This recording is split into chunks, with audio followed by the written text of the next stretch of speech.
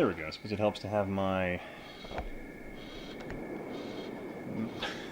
game actually selected.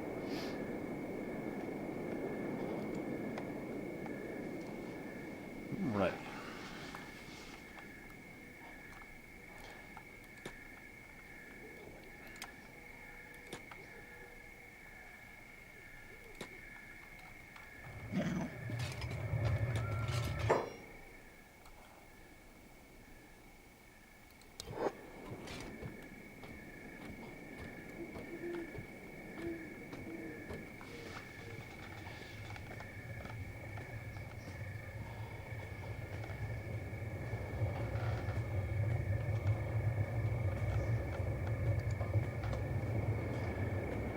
It's going to be interesting to manage for a minute.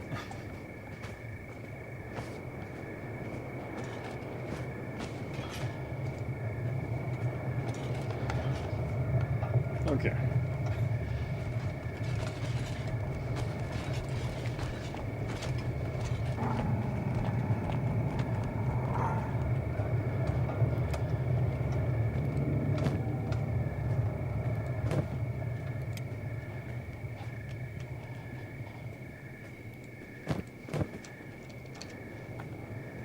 Oh, never mind, this keyboard does not work.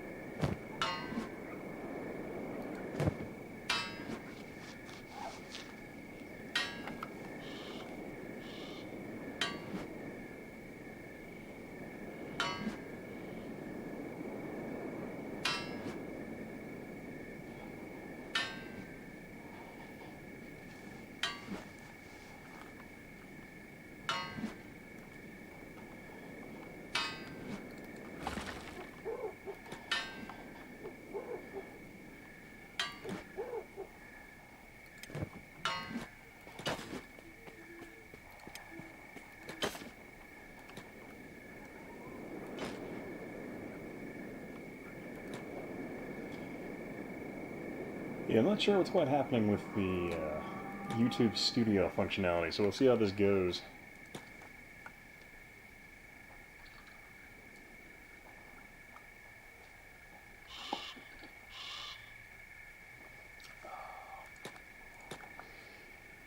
Delicious rum and coke.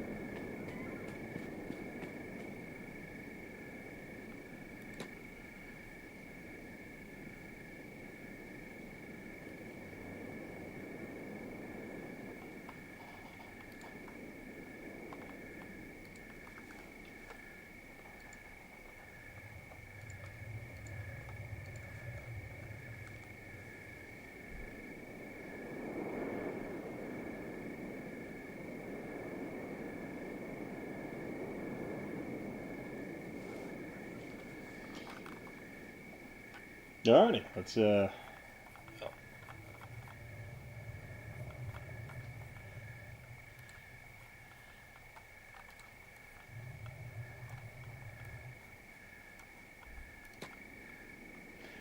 Gabber, what's up, man?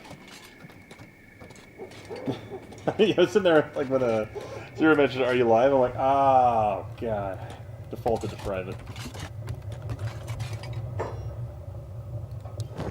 which is of course it did.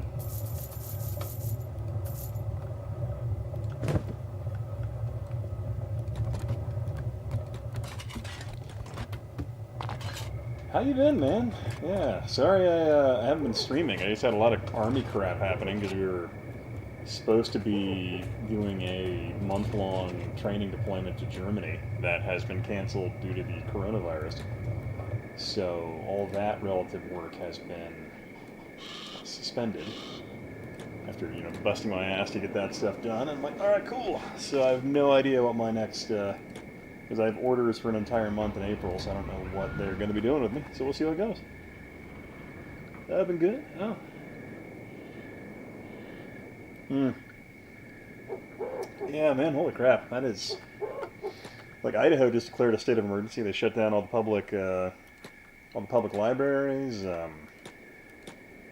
Yeah. But yeah, it's kind of nuts the way they, we had been gearing up for Germany for the last year, essentially. Like, we'd done a whole, because the Army, or the National Guard, anyway, we have, these cycles we go through where it's a mob up cycle, where it's a train up to basically do a deployment. And since we didn't get the Syria deployment, they were like, all right, well, if you didn't get Syria, we're going to send you we'll do Germany instead, which is Defender 20. Yeah. Zero, how you doing, man? Yeah, I think, was the peace treaty ever signed with Germany after World War II? Are we still at war? They were just invading, that's what we were doing. Damn. Yeah, I don't think Boise, I don't think Idaho shut down schools yet, but I think that might happen.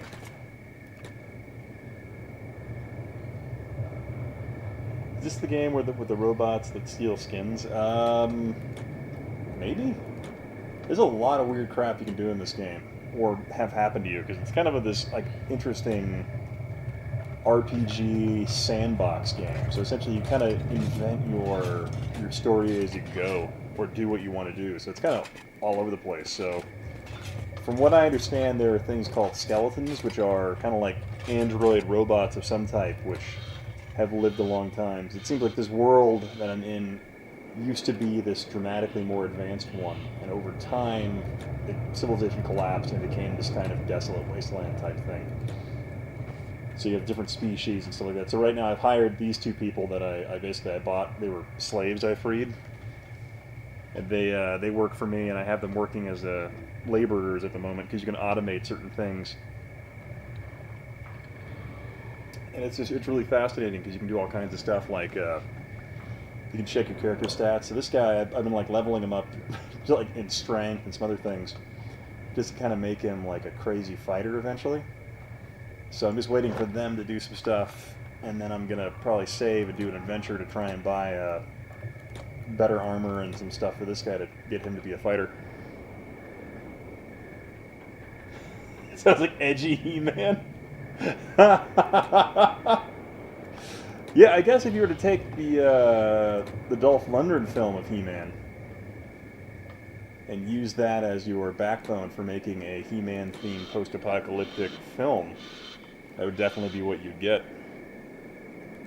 But I think Yahel might be joining me a bit later in the hour, so we'll see what happens. I always hope we get Jimmy Hoppa on here. We'll see. Hey John, what's up, man? How you doing? I've seen you forever.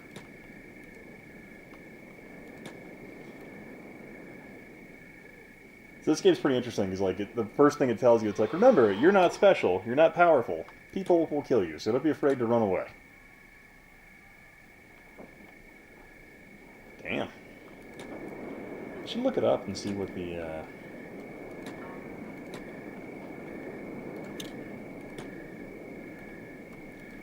So you can do stuff like this where you like run laps to build up your athletic abilities. So I got those 2 laborers loaded up with food because there's a way to automate that as well. I haven't quite figured it out yet, but I'm kind of digging this game. It's strangely therapeutic just to sit down and make money. It's like, it reminds me a lot of, I don't know if any of you ever played Lineage 2.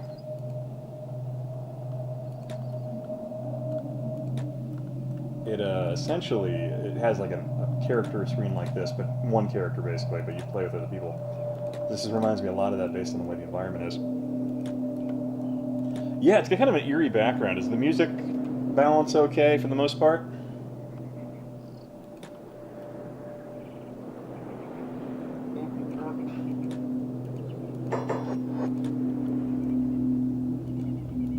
So something you can do in this game is you can run laps to get up your athletic ability.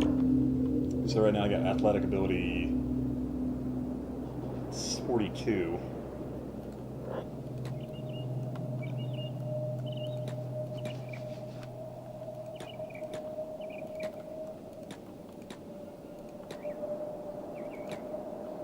But yeah, it'll have this thing where it'll kick up these, I don't know what particular...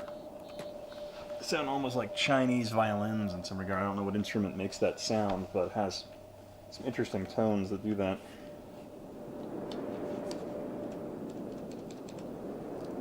Now, are you working? It appear not. Yeah. Oh, wait.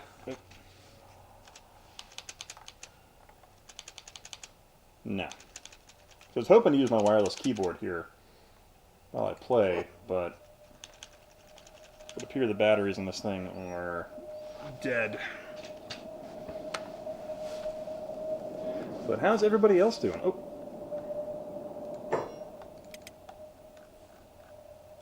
Okay, so these guys are being savagely beaten by raiders. So what we're going to do is run them to the gate.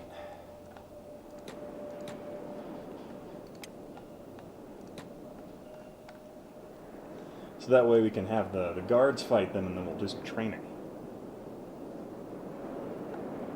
Because it's kind of interesting because like people can lose arms, get their limbs injured.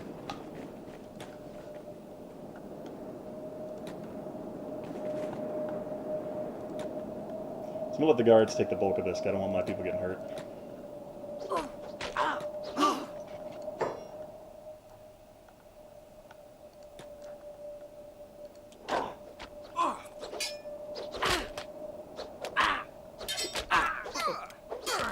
You notice how they take hits? How's he doing? Oh, someone nailed the crap out of his right leg.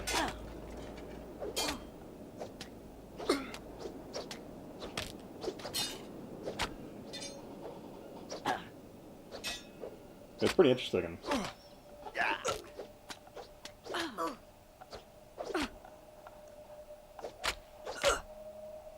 Ooh. Okay, so almost had their chest disabled.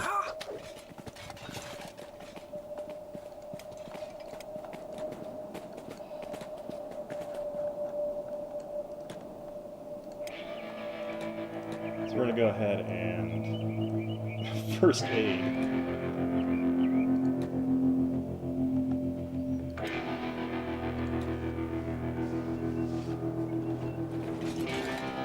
So these guys are basically, they're the guards, so they'll pick these guys up and take them to jail, provided they survive the fight.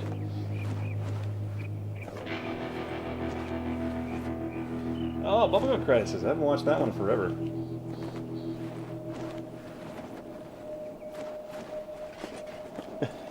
Called boomers. That's pretty funny. Hadn't thought of that.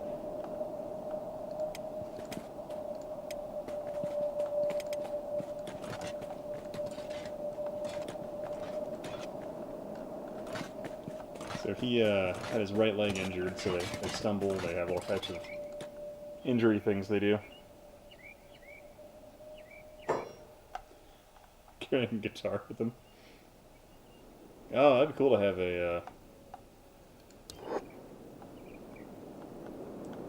a bard of some type.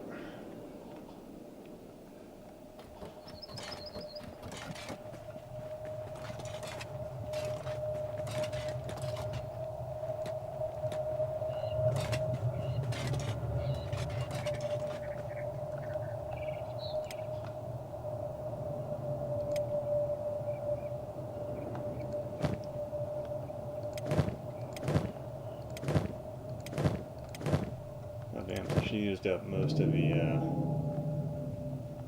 first aid stuff I bought. But to correct that... God, that would be funny for a friggin' bard.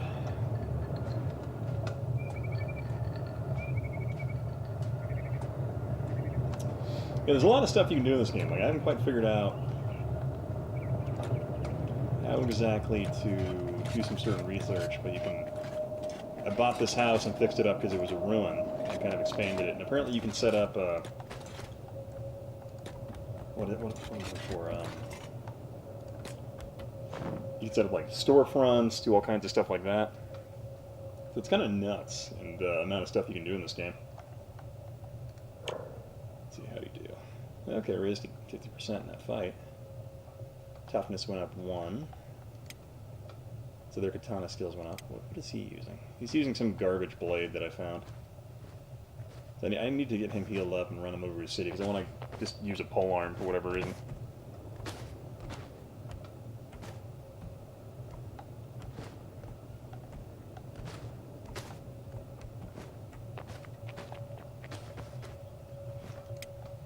Melee defense 4, 3. What did he get? 3? Yeah. Oh, cool.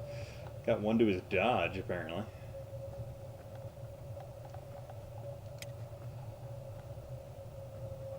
Yeah, I have them just doing a crap ton of manual labor.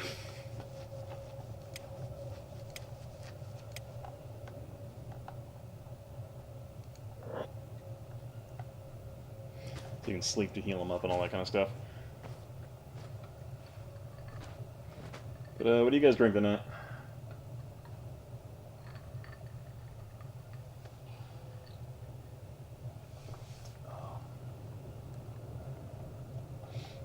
It's probably going to be a more boring stream than normal, but hopefully we can get somebody else in here and talk. Yeah.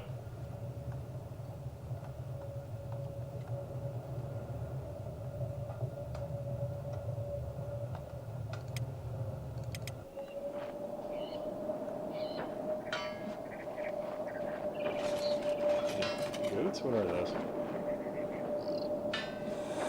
Yeah, there are like these things like bone dogs or something like that to just wreck you.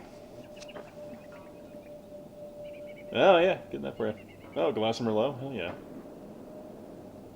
Oatmeal stout and whiskey. Nice.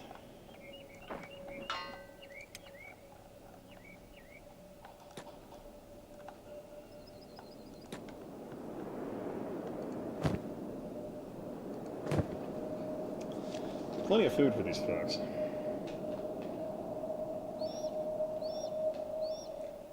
What you doing, girl? I have my dog slightly off camera. She's sitting in a chair. These guys are stealing bodies, it would appear, or...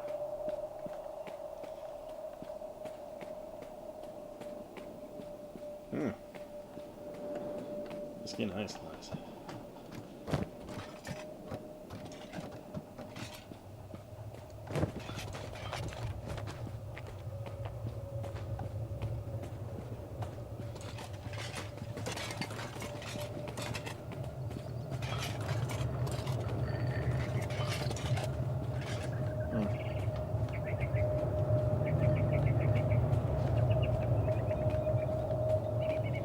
It's kind of interesting, like, there are different factions that battle for territory. The map is absolutely enormous.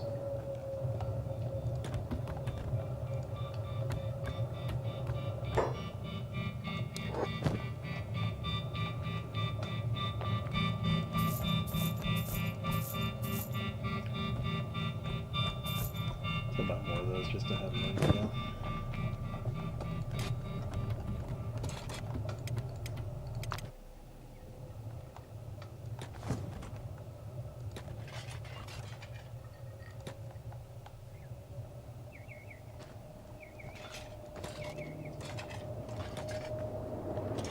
This guy just kind of been just having to do random things to level up his stats.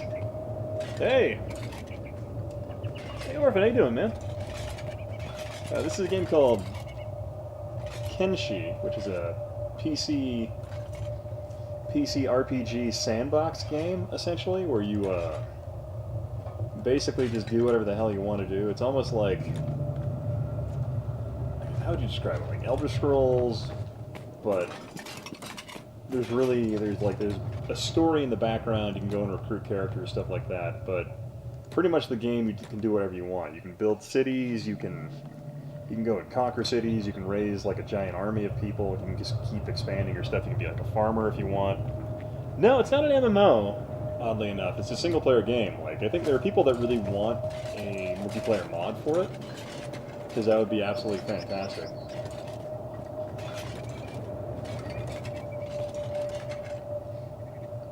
But God, yeah, like when I'm playing it, it reminds me a ton of Lineage 2, like how that game was played.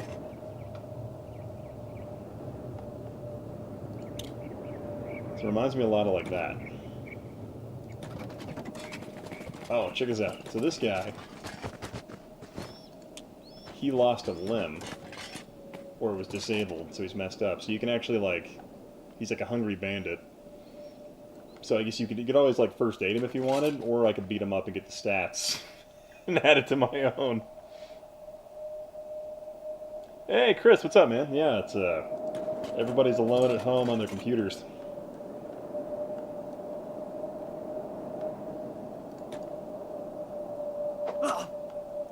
Yeah, so you can use this to get more stats. Yep. Oh, I took his leg off. Look at that. Look at that. Yeah. Oh, yeah, yeah, Yes, this is on CDI. It's pretty great.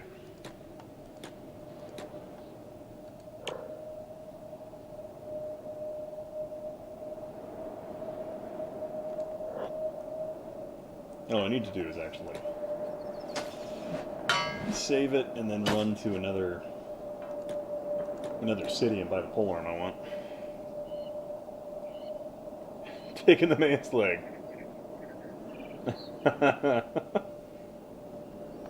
Totally CDI.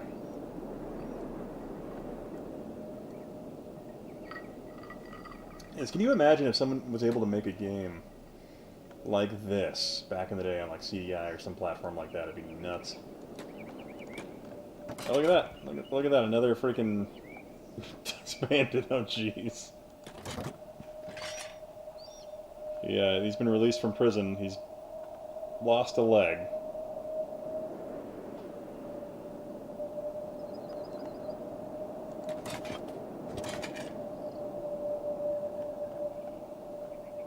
Let me get a little further out, and I think I'll murder him and get the stats. Thunder in Paradise Online.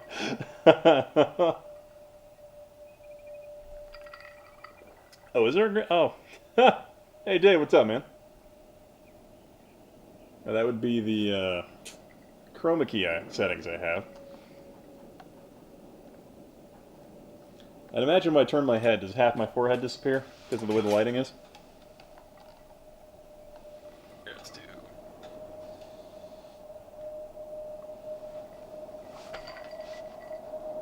Let's see what that does.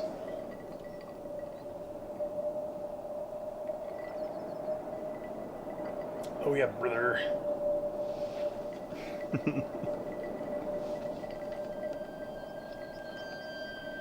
Alright, let's go ahead and beat up this Dust Bandit.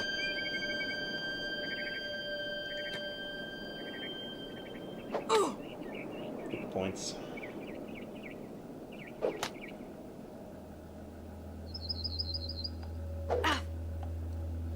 Let's see, what kind of stat boost that give us? Almost melee, okay, we got level 2 sabers. Almost melee level 16. But this game's just interesting. It's like really unforgiving at times.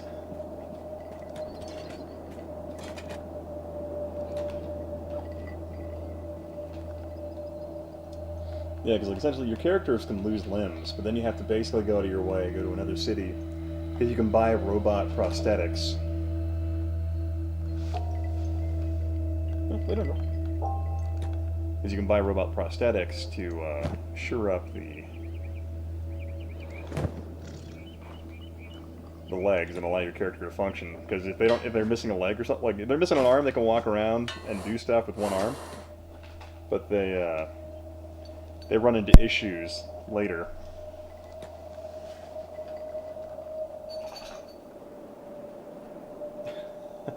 The GTA with Hulk Hogan. Oh yeah, brother.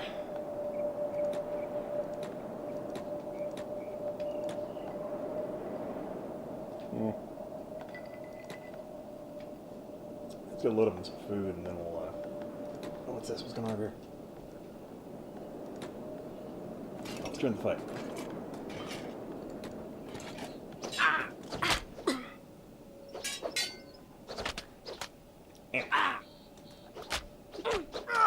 Oh god, I'm getting my ass kicked. Come on. Ah! Man. On the so on the plus side, when you take a beating like that, it actually goes into toughness. So you take less damage and you become more resilient. It just takes time.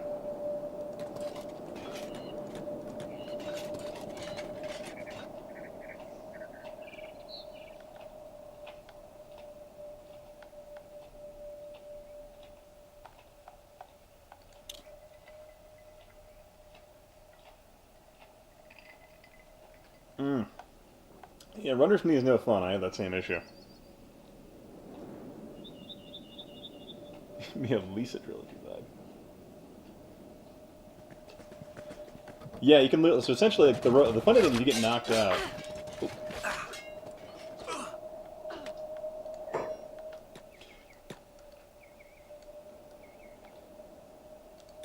Yeah, if you get knocked out, someone could actually steal your robot limbs. Oh man, you been running a lot, 7?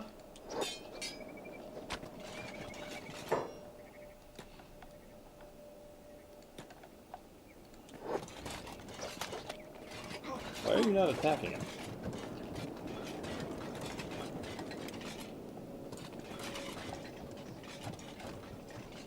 Yeah, because you have like all these like hungry bandits that keep attacking towns and stuff like that, so you can sit around and level up your stuff. But actually, let's go sell some copper, because I'm sure my storage facility's full at this point.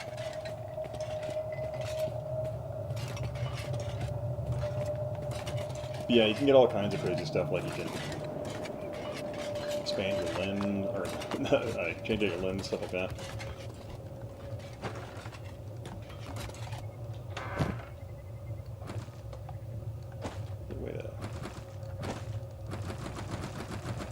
I can just do this in case I don't need to use my keyboard.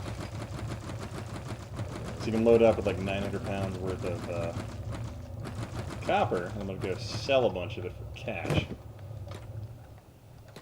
Because essentially you can just become a part of the in-game economy that way. And then you can actually, like, later you can go and expand your operations and build, like, ore refineries, stuff like that, and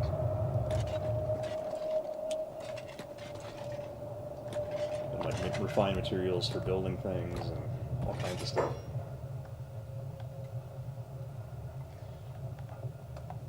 God, yeah, the nice thing I found, there's a fair amount of farmland behind the subdivision I live in, and I found this great little running path that goes on this, like, I don't know what you call a road that runs above a farm field on, like, the edge of a canal.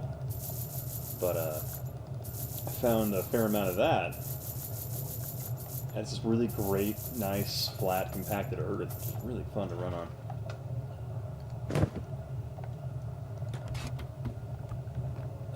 No, I don't want to go upstairs.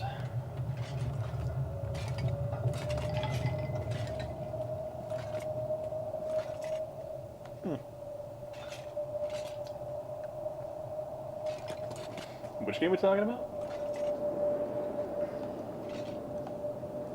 Then I remember playing Max Payne back in the day. I loved the crap out of that game.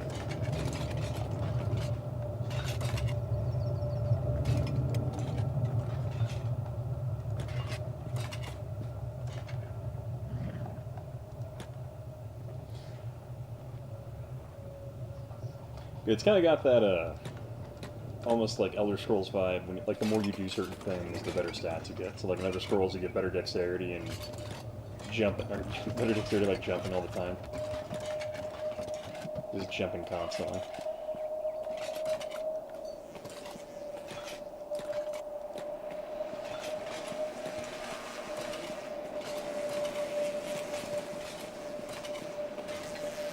Ignore the flies, got the bodies. Is the audio queued okay for you guys?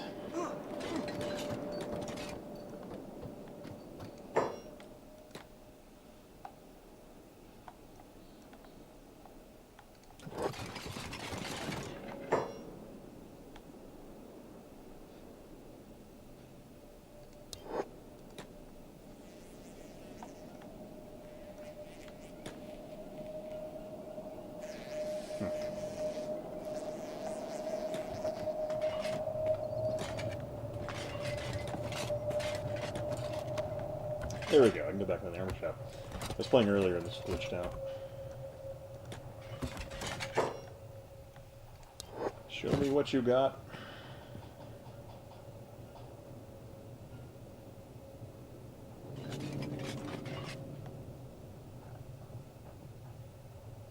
Drifter's leather jacket.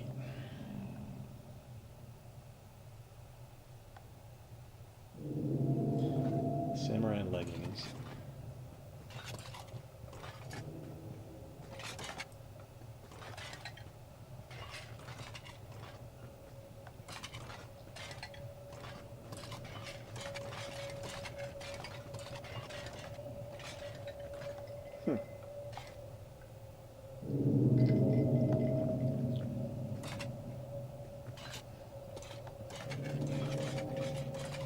Rather cheap.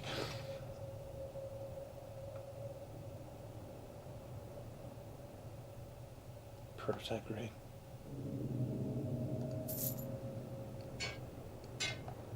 Okay. Ah.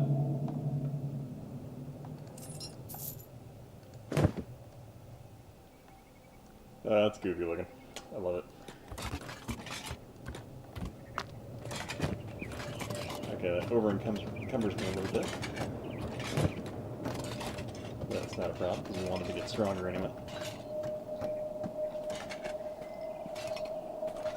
Catch you later, man. Ooh, sorry to hear about the orphan, but you have a good night, man. I appreciate you dropping by.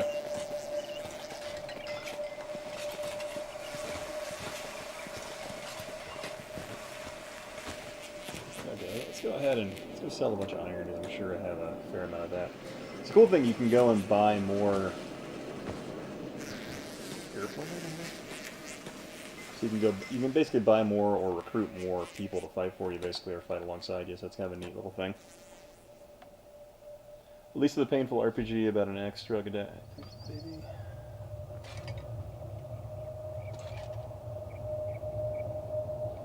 Oh, interesting. I've never heard of that game, so.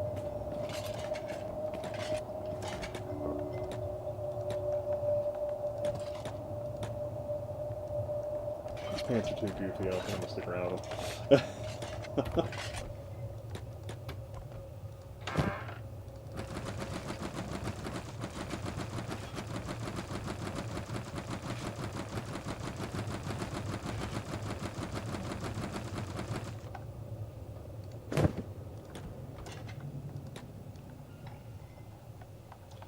Then you,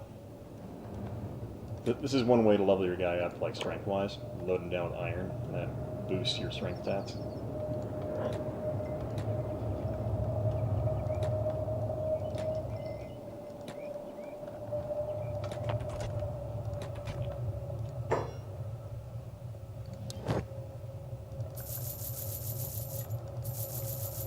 So apparently I'm driving this guy out of business by selling him iron.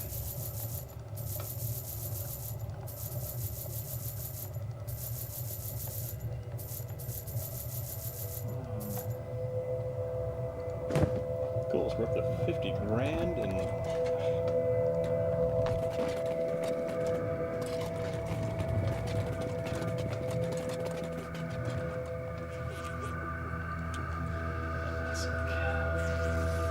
Man, that sounds really fascinating. I really want to check out that Lisa the Painful title. That sounds really good.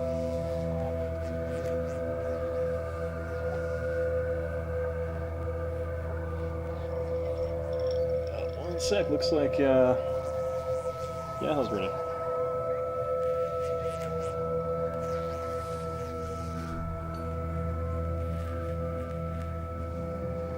Alright, park up. Come on. Come on. Come on. Come on. I probably should have dragged her chair off to the side so you guys could see her. Alright, lay down, go. Go.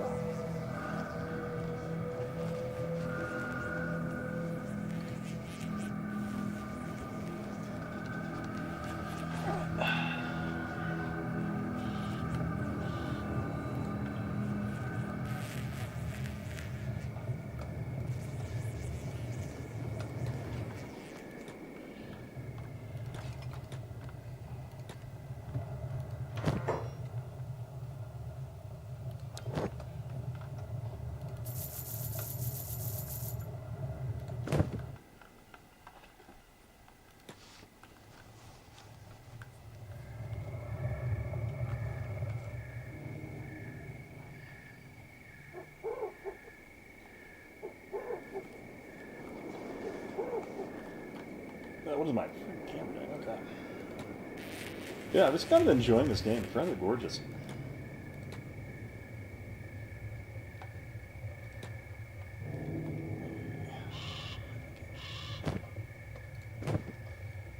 Yeah, I'll be right back, guys. I'm gonna grab or I'll refill my drink.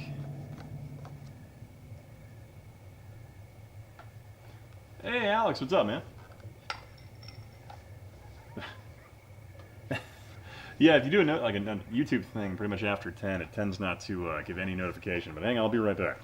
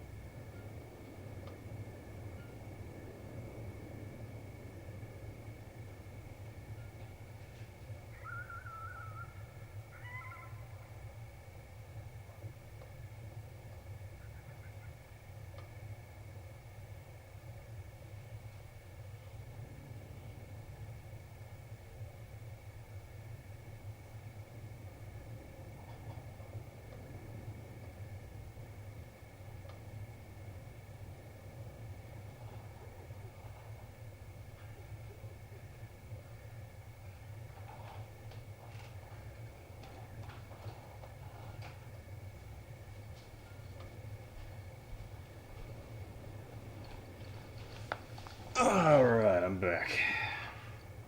But Alex, how you been, man? Haven't seen you in a while.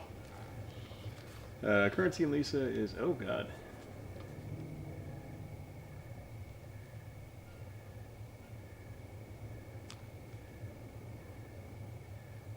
Oh, man, that's a bummer. But it sounds like a fascinating story. So we're going to get Yahel here in here in just a sec.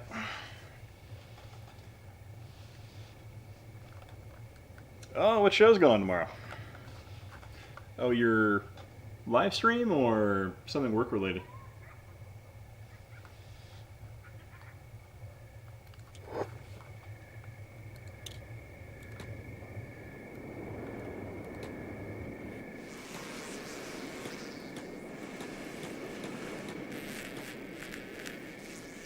They're still working.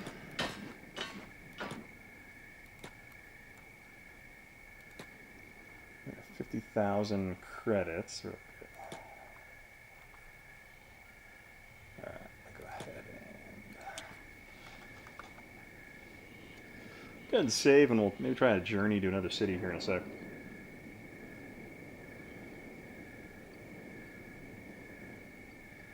Livestream DOS shareware sleep. Wait, what? Oh god. DOS livestream. Oh wow, shareware CDs, huh? I'm gonna go ahead and show you Castle Wolfenstein, but only a couple of levels, because that's all they had on the shareware version. Alright, so I'm at 66, so let's go ahead and... what do I do here?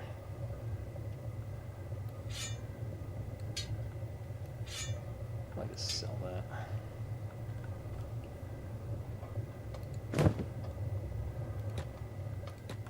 So we'll go ahead and save, and we'll try a journey to another city and see if we can find a better weapon. Let's see who are ironmongers.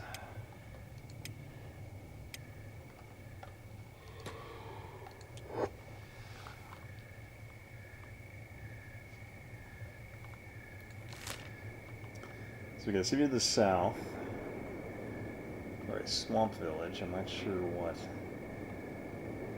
the difference is there. Let's go to the swamp village and see what happens.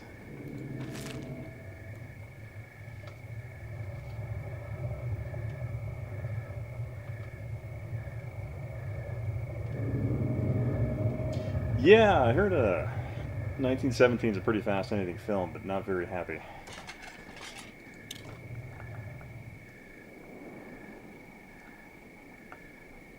If we hit like a bone dog or something like that, I'm just gonna cry because this thing's gonna murder me.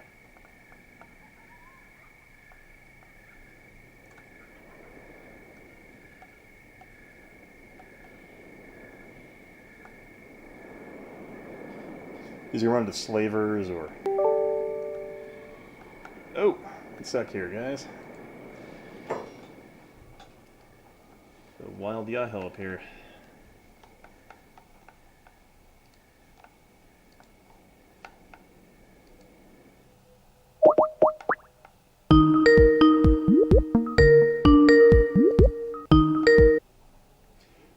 Hey there. How you doing? So I'm gonna adjust the microphone so it's a little weird. All right, there we go. How you doing, man? Oh, fantastic. Good to hear. Good to hear. Just riding out the this whole thing, and instead of buying food or anything like that, I went and bought alcohol instead. Well, when I went to go to, I don't know. Do you guys have Fred Meyer there? Oh yeah, yeah. Okay, so we didn't have that like back in Florida, but anyway, so I went there to buy some stuff, like a few, or I guess the beginning. Anyway, it doesn't matter. So I'm there buying shit, and the guy in front of me, like all he bought was like 5 or 7 bottles of bourbon. He's gonna ride this thing out in style. Yeah. To be fair, it was like more at the beginning of the week when things weren't quite as I don't know, intense. Yeah, I find I don't think Idaho's taking this very seriously, because there were some pretty big lines at the grocery store when I was buying like honestly, I was buying candy. I'm like, whatever. Ian, quite the doomsday prepper. Yeah. I bought 3 bags of fun-sized Crunch bars and a handle of rum. That's what I did. I'm ready for the apocalypse. You know, it's coming. That's funny. So yeah, weirdly enough, I'm like in the last hour and a half started to get another bump in views, and I don't know if you noticed, but like in studio, which I hate to say this, but I'm starting to like it. Like there's a lot of stuff in it that you didn't have before. Like now, when you go to your real-time views, you can actually see where those real-time views are coming from. Really? Yeah. So like when I was over there, like checking on it, it like has a section if it's coming from. It won't. It's not like as specific as after the fact, but it told you that like, hey, you have this many coming in right now from external websites. You have this many coming from YouTube browsing. You have this many from search. So that's how I knew right away. I'm like, oh, somebody somewhere posted my video. That's pretty cool, actually. So you've been gassed before. Please rate that on a pain scale and where Places you. What? What? So I don't know. I'm one of those people where CS gas didn't really irritate me that much.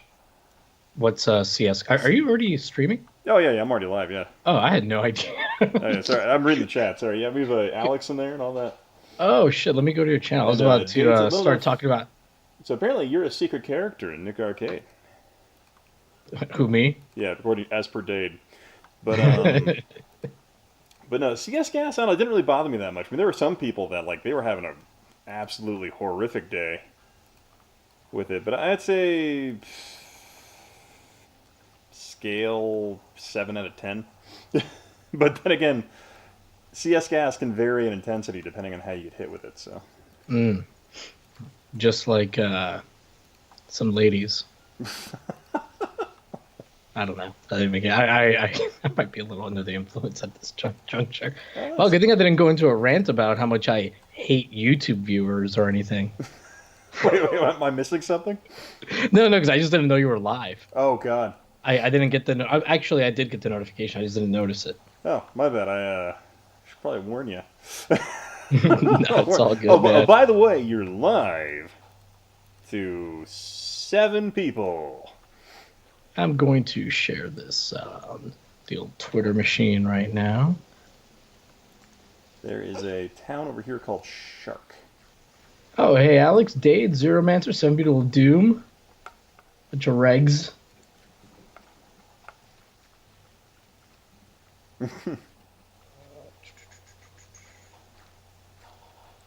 Oh dear, I probably shouldn't have run by that.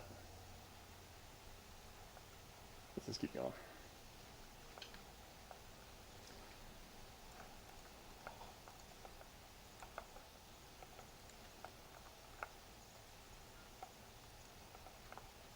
If I can tweet this. But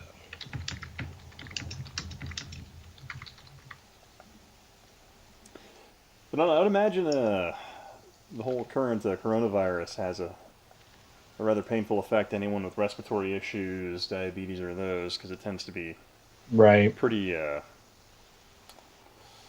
fatigue-inducing. Because I know they were talking about in China there were people that were just passing out in the street from it. Oh, jeez. That was scary scene. potentially healthy individuals. But yeah.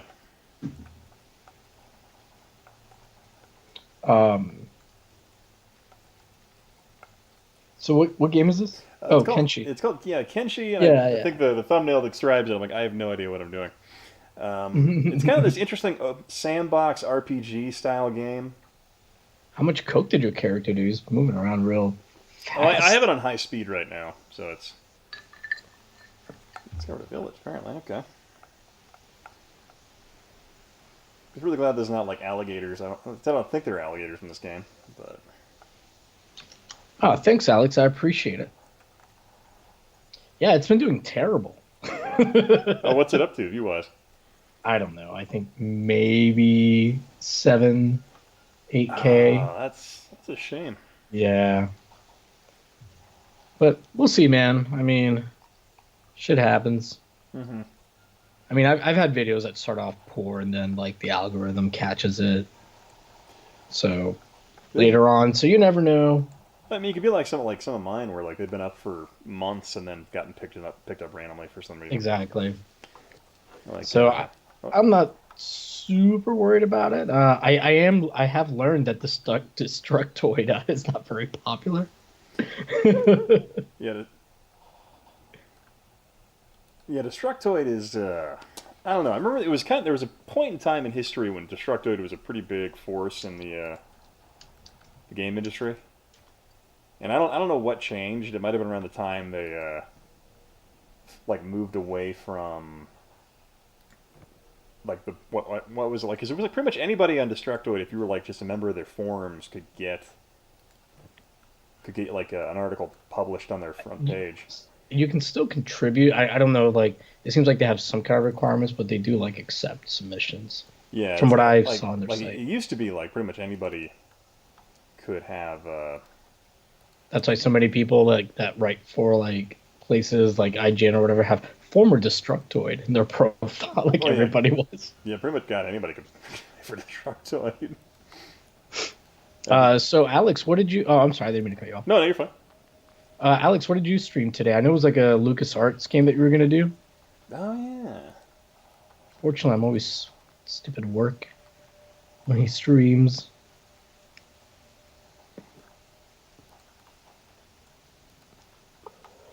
Yeah, I saw Cinemassacre's AVGN video on the Mortal Kombat ports. I don't know if he stole research from Genovi. I mean, I think most of that stuff's out there. It wouldn't surprise me, though, if people didn't use Genovi's video as reference at least. Yeah, oh, that's funny. I was thinking about that when I saw it. When I was watching that video. I haven't made it through it yet, just because I was kind of tired when I was watching it. But I was like, man, I'm like, this is kind of like Genovi's, but not quite as good. I thought I won't say who, but I thought that about another channel's Mortal Kombat video more so than AVGN's, just because I don't know, just because AVGN's didn't go into like a lot of technical detail. It's an AVGN video, right? So, but another channel put out a Mortal Kombat video. A lot of them, I feel like, put them out like in the last 6 months, but they put one out where I was like, ooh, some of the stuff is pretty similar to Genovi, but I don't know. It's a channel who, like, I know, like, puts in a lot of work into their stuff, so I highly doubt they stole anything. And it's one of those things where, like, Genovi's research is so good. If somebody else does an in-depth video, the information's gonna match. So. Wait, did you catch the dog on the edge of the frame? Oh, the dig. The dig. That's a good game. Yeah, I was kind of sitting there thinking about that, where I was like, yeah, I think Genovi's was so well done in terms of research and opinion. I was like, I doubt there's any correlation there, but yeah. Yeah. Tin can. Yeah, no, I just kind of felt like playing a random PC game tonight. Police helmet? Huh. But this one's so interesting in terms of it just is just how do you describe it? It's a crazy open world type RPG game, so it's kind of nuts. So basically, you can just decide whatever you want to do. There's no actual like end game in this. It's just whatever you want to do. Yeah, that's pretty cool. That's kind of neat in that regard. But it has a lot of like interesting elements to it, like living economy kind of stuff, and like the world just kind of has stuff that goes on.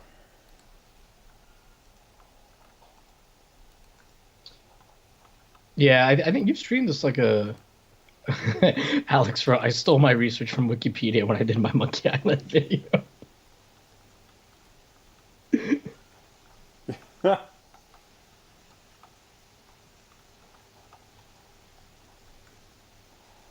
But to be fair, like your Monkey Island one, it was more of like I would say almost like a really in-depth introduction. Like it did kind of border on like a really well-researched video, actually. But it was like a hell of an introduction, man. Like I was like learning some shit I didn't know about it. Yeah, Zero Mancer. That's on my list of things to do. But yeah, I don't know. It's kind of funny when people give. I have no issue with people using Wikipedia as a research source. I have issue with people reading word for word from Wikipedia. That's the issue I have. Yeah. I mean, or not verifying the information that they're reading in Wikipedia. Yeah. Well, because the nice thing about Wikipedia, like if you want to do your own in-depth research, just go down to the citation marks, and then you have access to a giant field of websites you can go into and like look up other sources that people wrote with on Wikipedia. Right. Which so, is, I'll put this out. Oh yeah, come on. No, go ahead. No, I was gonna take a shot at Laird's Lair is what I was gonna do. Sir, Just saying. How dare you, sir? how dare I attack that man? Sir. After the entire internet did it because he's a scumbag. Yeah, but I totally agree with you about Wikipedia. Like, I think it's I go there sometimes to get references. Mm-hmm. Like, I'll literally go to an article. I won't read anything about the article. Just scroll all the way down and then go to those references as like a jump off point. Mm-hmm. Because a lot of times, I don't know, man. Like people that some of the, let me start over. I've heard that some of the people that write for Wikipedia prolifically, like they tend to have like their own kind of agendas or be in like groups of Wikipedia writers. So like, there's a lot of context like left out of the information there sometimes that so what they write, like it's technically factual, but once you have the whole context, it doesn't mean what they made it mean. I can believe that. My hope is just to like one day get to 100,000 subscribers so I can just make things up, and people won't question it. That's the ultimate goal. People will be like, I don't know how you help puts out these well-researched videos 3 times a week. You're like, I am a. I'm just like, I don't know how he does it. They're amazing. Yeah, they're How amazing. did you find all this stuff like the Atari 3200? I didn't know that was a thing. Yeah, that's crazy.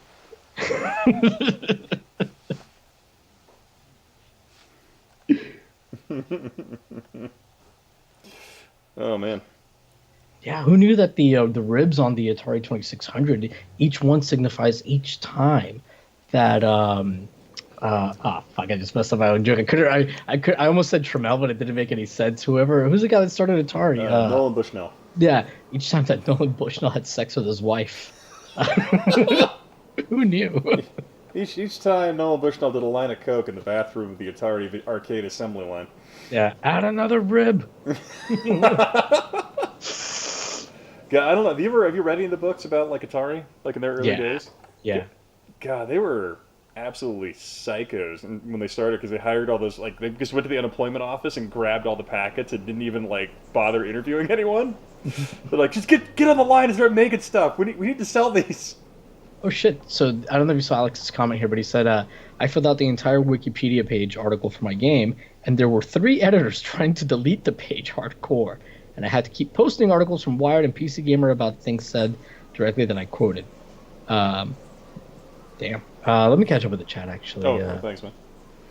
Yeah, use Rex Warden. Use Wikipedia sources provided they're not some yellow rags. 7 Beetle of Doom. I was first introduced to Monkey Island from Newgrounds parodies back in the day. 7 Beetle of Doom. I don't know Chuck Norris and his Army Panda Commandos won the American Civil War without Wikipedia. Damn, I want to steal that idea for something. Then Rex Warden. Wikipedia hates original research, meaning first-hand information. Yeah, there's some weird stuff that goes on with the wrestling, like related pages on Wikipedia too. Apparently, there's a bunch of drama. Oh, I'm getting eaten by a giraffe. So we're gonna have to reload. I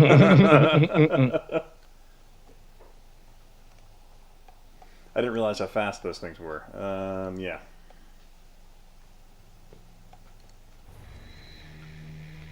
But yeah, we know further south there are swamp people.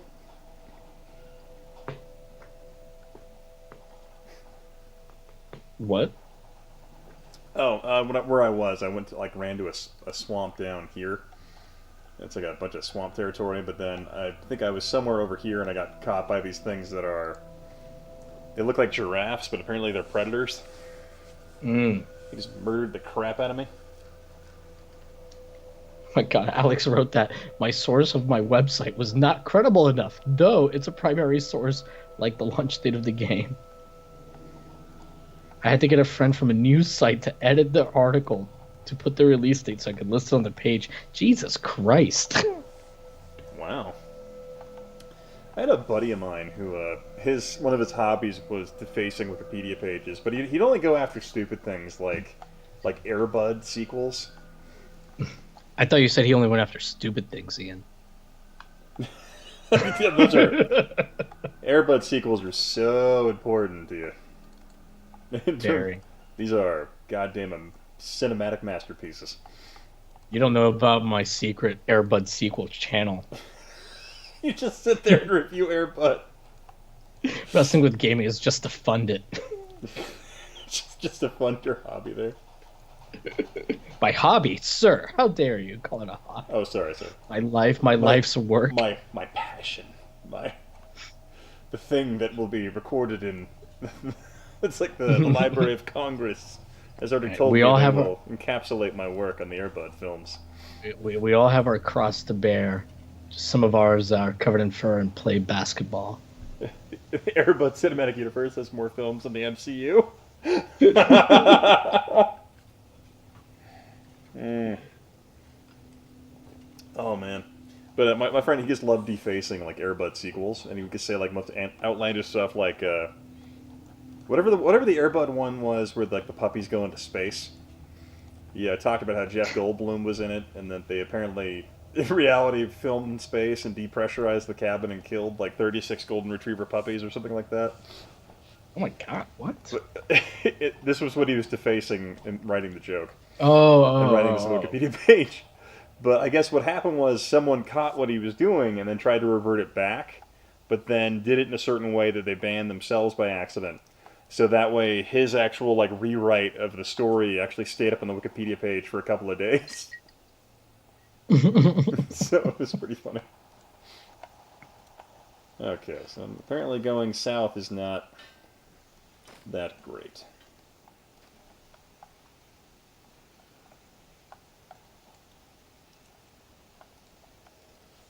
Okay. I think what I'll do is switch over to some light armor while we're running so we can bring some gear back.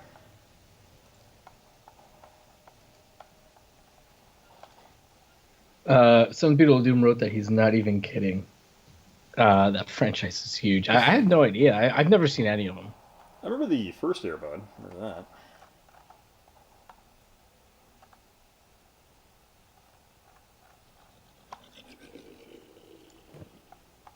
That was a creepy sound.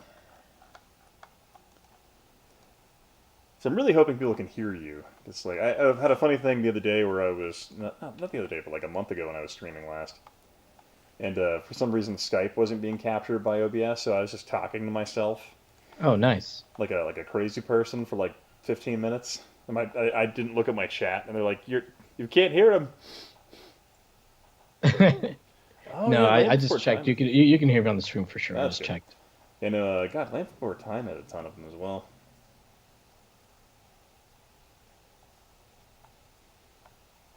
That's probably one of those. And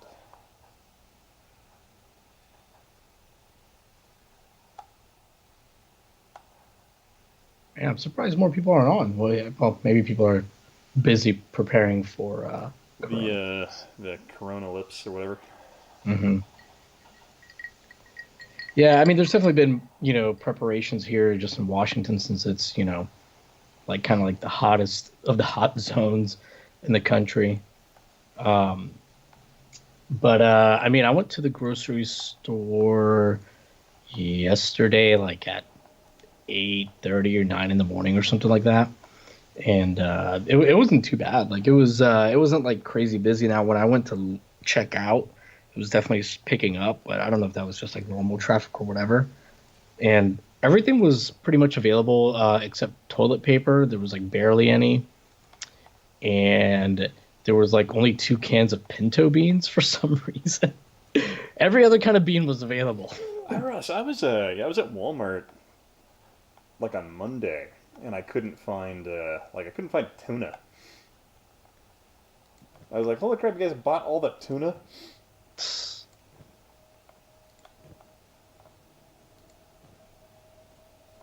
There we go. That's lighter weight.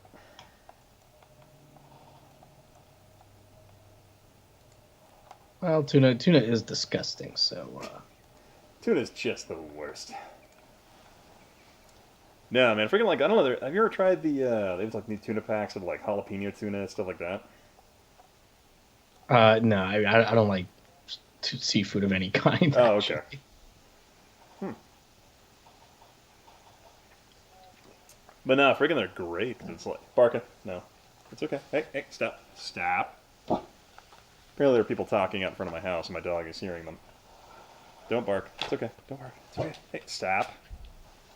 Bark it. Hey. I don't know if you guys can hear my dog being all defensive. Yeah, it just sounds very excited. I know, she's like, what's that? Hey. Hey, stop. It's okay. Go check it out. Sorry, what's that guy? What? Sorry.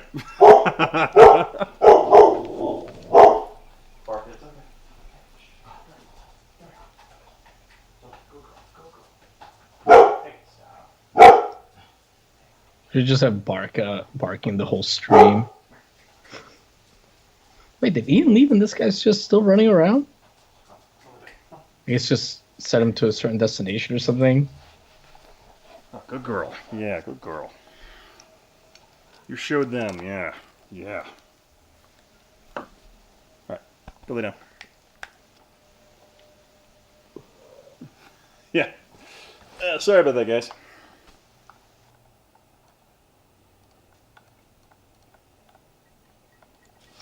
So what are you drinking? Just the usual vodka and water. While you were gone, your guy literally ran through stairs. He didn't take the stairs. He just like clipped right through them. That's funny. When did this game come out? It's a, how do you describe it? It's one of those games that like went like greenlit or whatever on Steam back in like 2013, but it didn't get an official release till like 2018. But they've just been dramatically improving it for like ever since.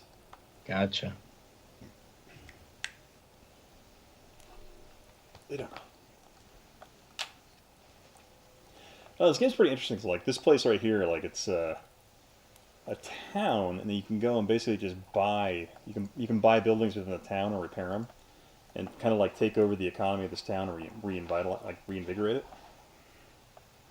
So it's pretty fascinating the stuff you can do, or you can go out and like build your own towns, pretty much anywhere you want. It just requires it requires a lot of like you can automate a lot of stuff and do all kinds of things. Just laughing because Seven Beetle of Doom wrote, I kid you not, my local woman ran out of canned lima beans. I was on an all lima bean for breakfast diet. What? Because I was talking about how like there were only pinto beans. Oh. That is interesting. They're just completely out of that. The Rex Warden, I'm sure there's a reference I'm not getting. All you need to do is survive the apocalypse is jog down to Navarro base, tell the gate guard you're a new recruit, jack a set of power armor, and you're good to go.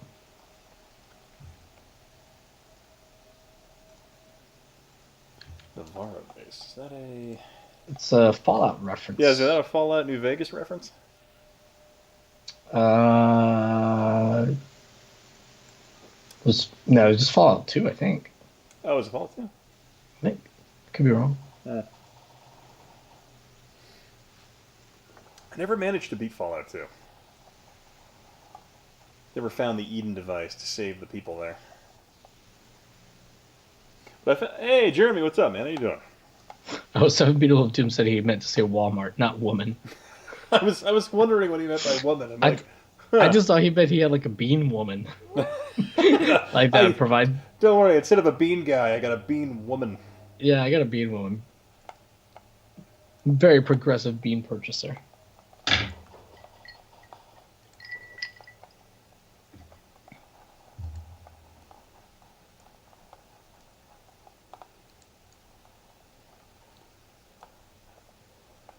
See if I can take this guy.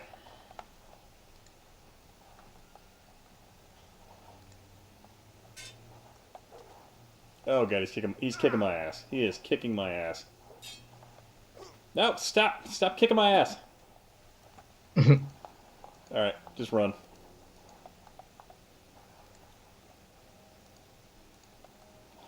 He had a bunch of friends behind him. I thought he was by himself. That was not the case.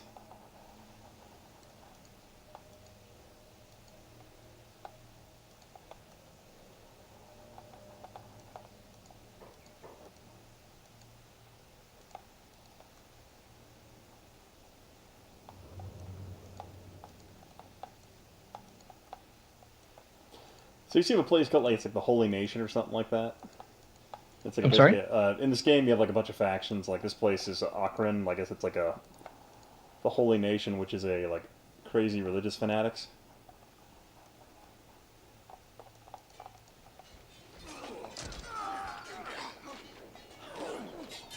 Oh god, is that the gate guards that are beating my ass, or is that... It's hard to tell. Everything's so fast. I know, I was like, oh god, I'm hitting... I need to slow the speed down.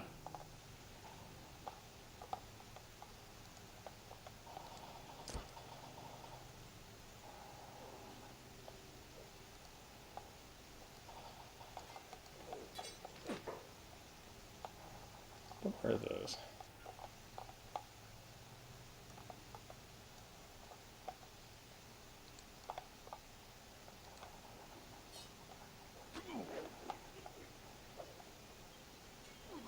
So is this game like? Because I know you said that like they keep like working on it and stuff. Is it like linear? Does it have like a main quest that you're trying to finish or whatever? Or No, not at all. Like, no real main storyline. It just kind of goes... Like, you basically do whatever the hell you want. It's completely open in that regard. Gotcha.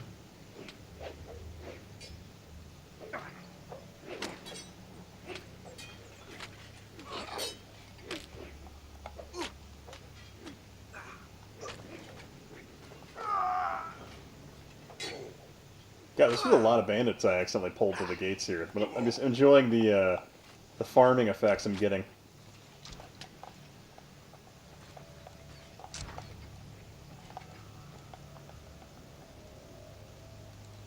Oh yeah, I don't try. You weren't here earlier, but you can hack off limbs because limbs can get damaged essentially. Mm-hmm. And so like people like your character can lose an arm or a leg, and if you lose a leg, you gotta buy prosthetics and stuff like that to keep the game going. It's kind of nuts in that regard. This Oh, game is just. you want to grab Alex? Sure. This game is just very brown. I guess it is. Yeah, it's got like there are other landscapes that aren't quite brown, but it's kind of a pretty game. It's supposed to be like a post-apocalypse type thing where the world was crazy advanced and they had some kind of like psychotic war that kind of destroyed everything. Alex, I'm inviting you, but you show offline. Yeah. I heard your mic cut. Are you still there? Yeah, I'm All still. right. Let's see if this works. There's Alex. Okay. How's it going? Yo, what's Alex? up, everybody? How you doing? Hey, man. I'm doing all right. I'm just I heard you guys talking about some stuff, and I was like, you know what? I'm done looking for DOS shareware. So. You're done talking about DOS shareware. What? I'm done looking at DOS shareware. No. We can talk about it. What were you looking for? I'm looking for like the ultimate shareware CD so that we could fill up 2 hours of content with me and DOS Nostalgic tomorrow. Oh, nice.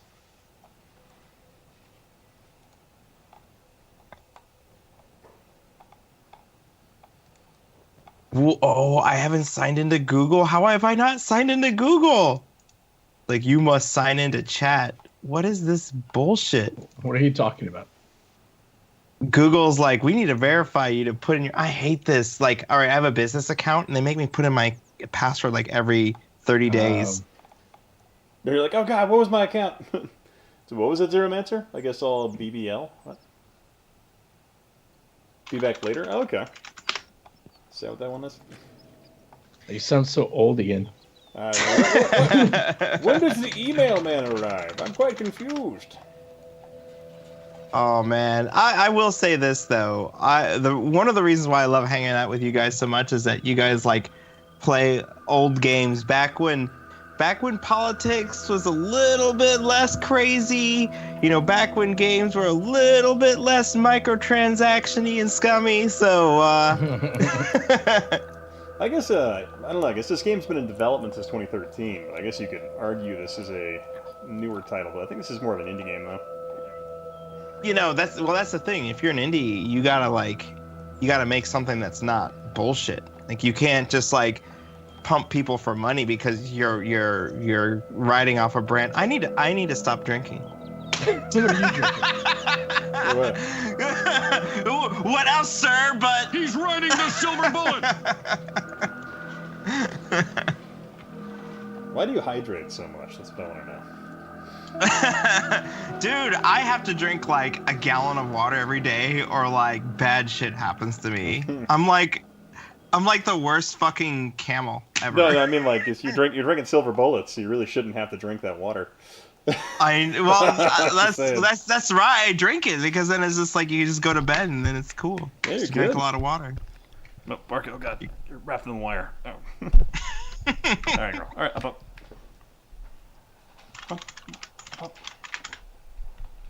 Yeah. So, really quickly, since you guys, popped the cork on this, I was gonna go to and have a talk at GDC. I was gonna talk about all this new high dynamic range rendering stuff that I've been working on, and well, that got canceled really quickly, and so we had meetings, and it's like, well, what do we do? It's like, well, we're not going to GDC. And then I saw that alt GDC was happening, which is like, well, all the indies are like, well, fuck it, I'm going to go because I already bought tickets.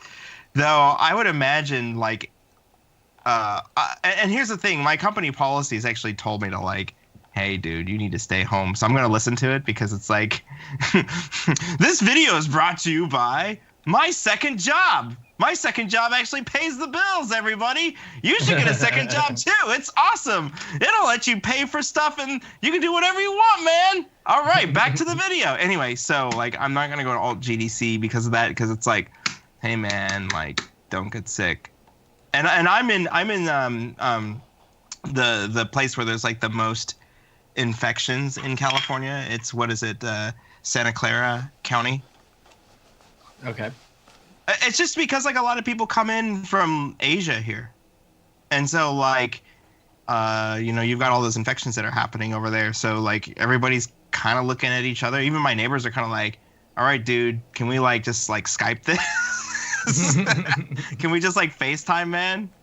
It's like, you're my neighbor. I was like, we're like a meter away from each other. It's cool, right? I don't know.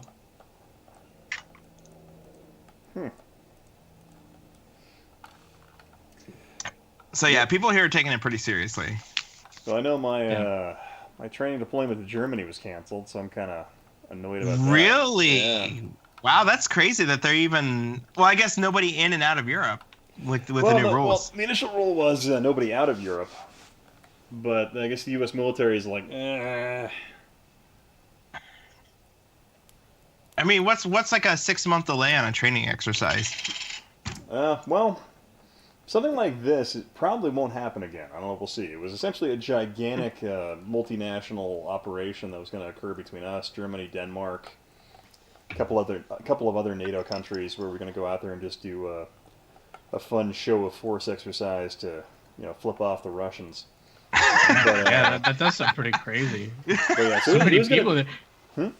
So many people there. Man. Yeah, it was gonna be a lot of forces. Like it was gonna be a shit ton. Just essentially. Malcolm McDowell's there waiting for the Nexus. Yeah, so it was gonna be pretty big, but unfortunately, it's not gonna happen just because of the coronavirus concerns. Yeah, you know what? Everything's gonna be put on hold for a while, and like everybody, just chill out. Watch your best friends on YouTube and Twitch. You probably got enough toilet paper because Lord knows I can't find any. God damn it! I guess California's been pretty ridiculous in that regard. Dude, we lucked out. We coincidentally Lainey has been wanting to get this Costco membership forever, and she got it. And maybe 2 weeks ago, actually maybe more 3 weeks ago, went there, and one of the things we bought was toilet paper. And of course, you can't just buy a little toilet paper there. No, it's all the toilet paper. Yeah, you bought a month's worth of toilet paper, so yeah, so good for you. Good for you. But even still, anytime I go to the grocery store, if I see a roll, I just grab one. I don't grab. Bitch! You fucking bitch! Now listen, I just grabbed one. How do you grab just one? They come in a pack of 8. No. I mean, I grab a pack. I mean. Okay. Well, I thought you were tearing the bag open and just getting one, and then someone's like, "Fuck it, I'll pay full price for 7." I do actually. Hey man, 7 wipes, worth of toilet paper is better. I'm wrestling with gaming, and when I'm taking a shit, I use an entire.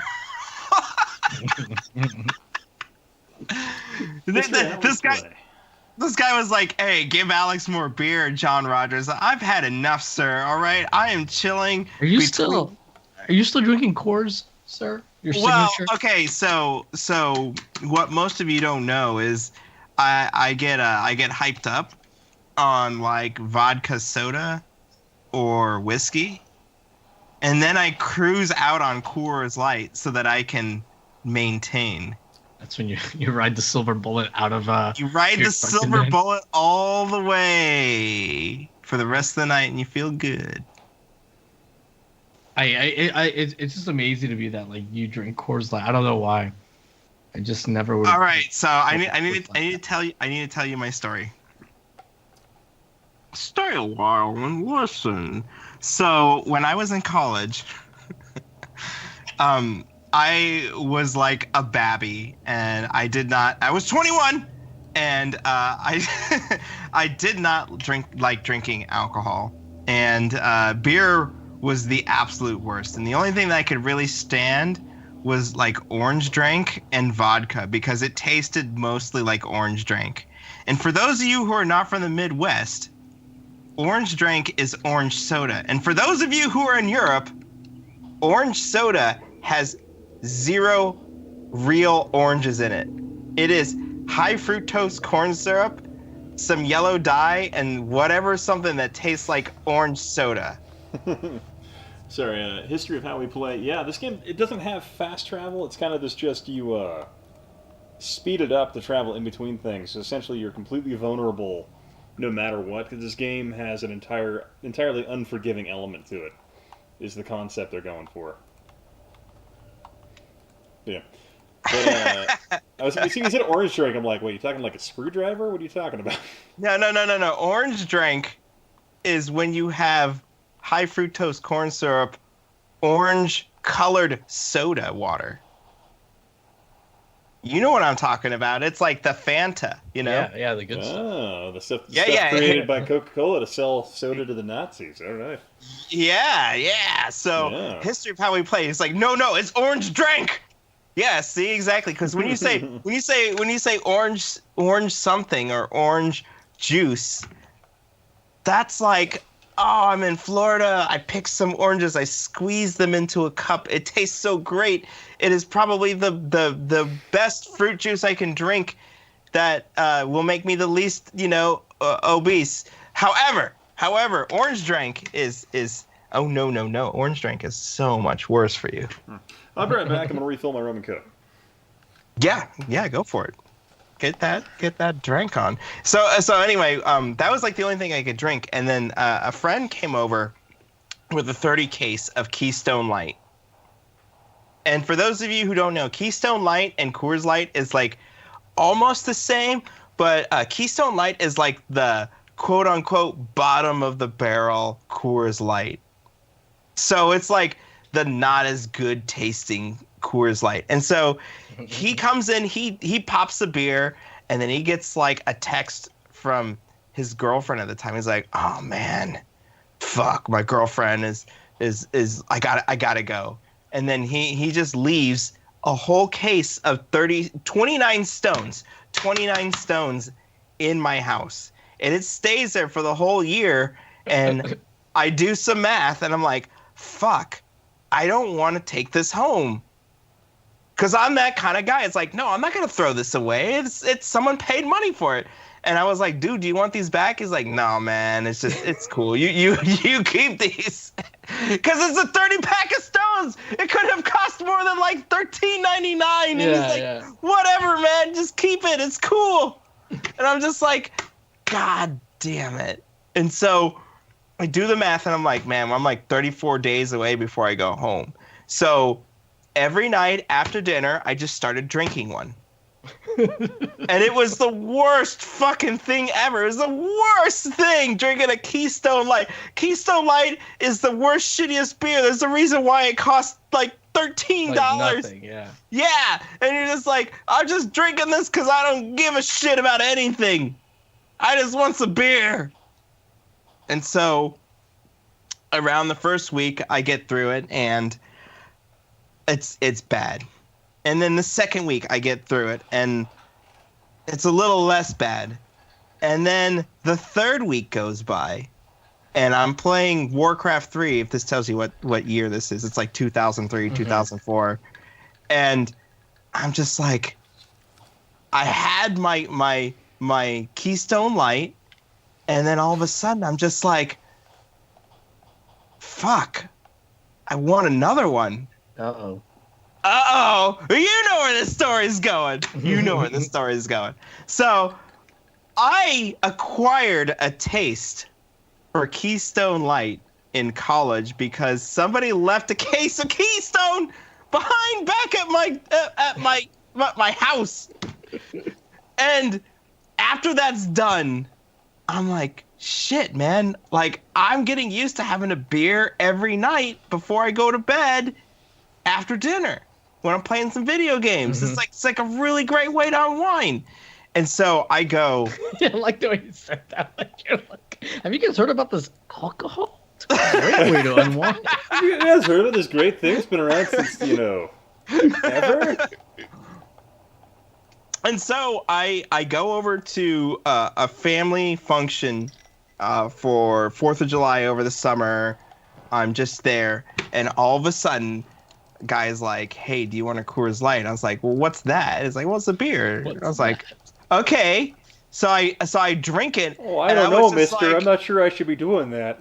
No, I was 21. I said the story. I was 21. Okay, I started it off right as good. We're all cool. Sorry. No one's getting demonetized. So, so I drink this Coors Light. I pop it open, and catch you later, Jeremy. Have a good night, man. Yeah, good night, Jeremy. Don't miss this story. This is the climax right here. So I drank this Coors Light. I pop it open, and oh my god, it tasted like honey on my lips. Oh, it tasted so good, and I was like, "What is this? What is this drink that I just had?" And he goes, "Oh, it's Coors Light." I was like, "Oh man, this is way better than Keystone." And he goes, "Oh yeah, Keystone's just bottom of the barrel Coors Light." And that's why I love Coors Light so much. Comparatively, basically. When you eat hamburger, you love steak. Yeah, eat hamburger. You're comparing Coors Light to steak? Gotta love it. Oh my gosh. So there you go. That's my story. I'm done. I'm out. Good night. Well, as soon as you said that, like, you started drinking Keystone, I was like, oh, well, of course. Eventually, he had Coors Light. Somebody like offered him or something, and of course, that's gonna taste like heaven. That's what I'm saying. Like, you rich kids out there who are drinking those craft beers, you are fucking yourself so much. Because think about how much that's going to add up over like 30 years. You're quite a fiscally responsible joker, I must say. I am fiscally responsible to everything I do, okay, man? That's going to add up over 30? Okay. Is it alcoholism or financial planning? Hey, you be the judge.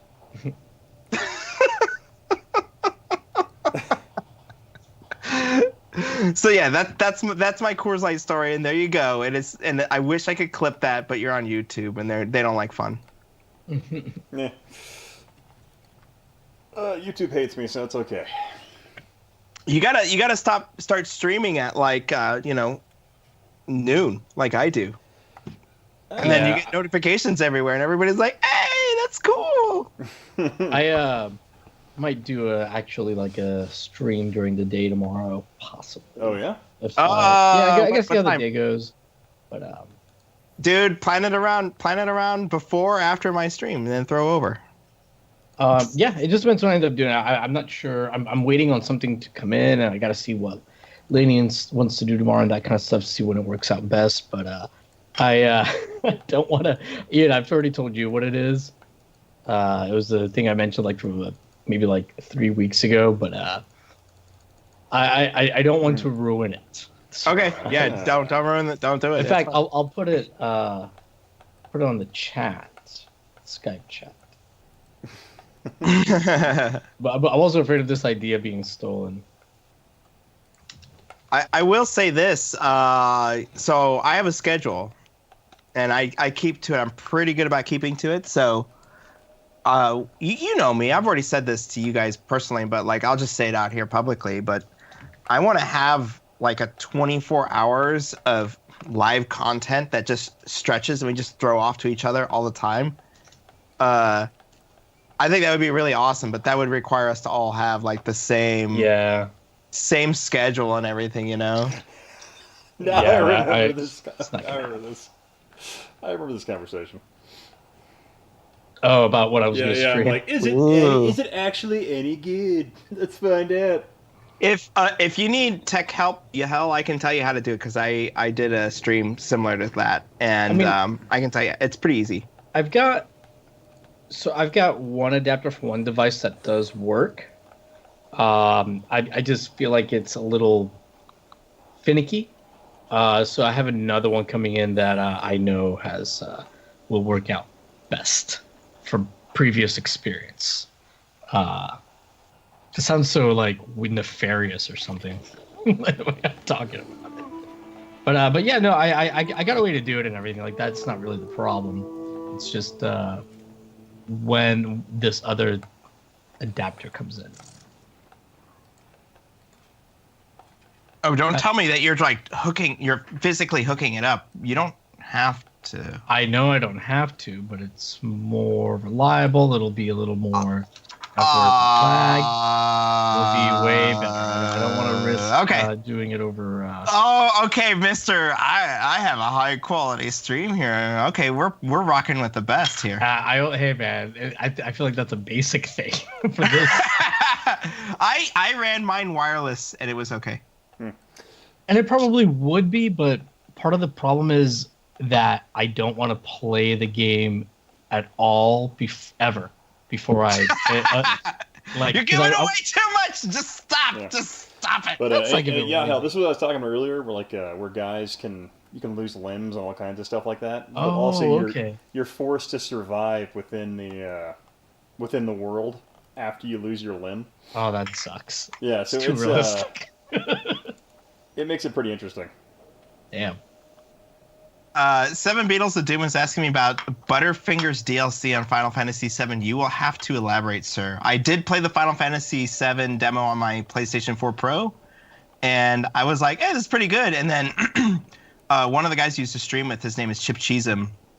He does these crazy Let's Plays on YouTube, and he's like really, really crazy about like the level of detail he goes into. But he was like showing how it's very much kind of like a Platinum Games deep kind of real-time beat 'em up kind of game. I was like, whoa, this game's way deeper than I thought it was. So gameplay-wise, it's going to be awesome, and it's Final Fantasy VII story, so it's pretty good. I was never a big fan of Final Fantasy VII. The new one you might actually like better just because like it's been modernized and upgraded, and it's like if you were like video game stories are the worst, I hate stories in all games and all movies, then like you're probably gonna think it's an okay game. Yeah. See, so the history of how we play is a good question. Yahel and Ian, do you guys have newspaper subscriptions for some of your research? Didn't you have a subscription to some newspaper at one point?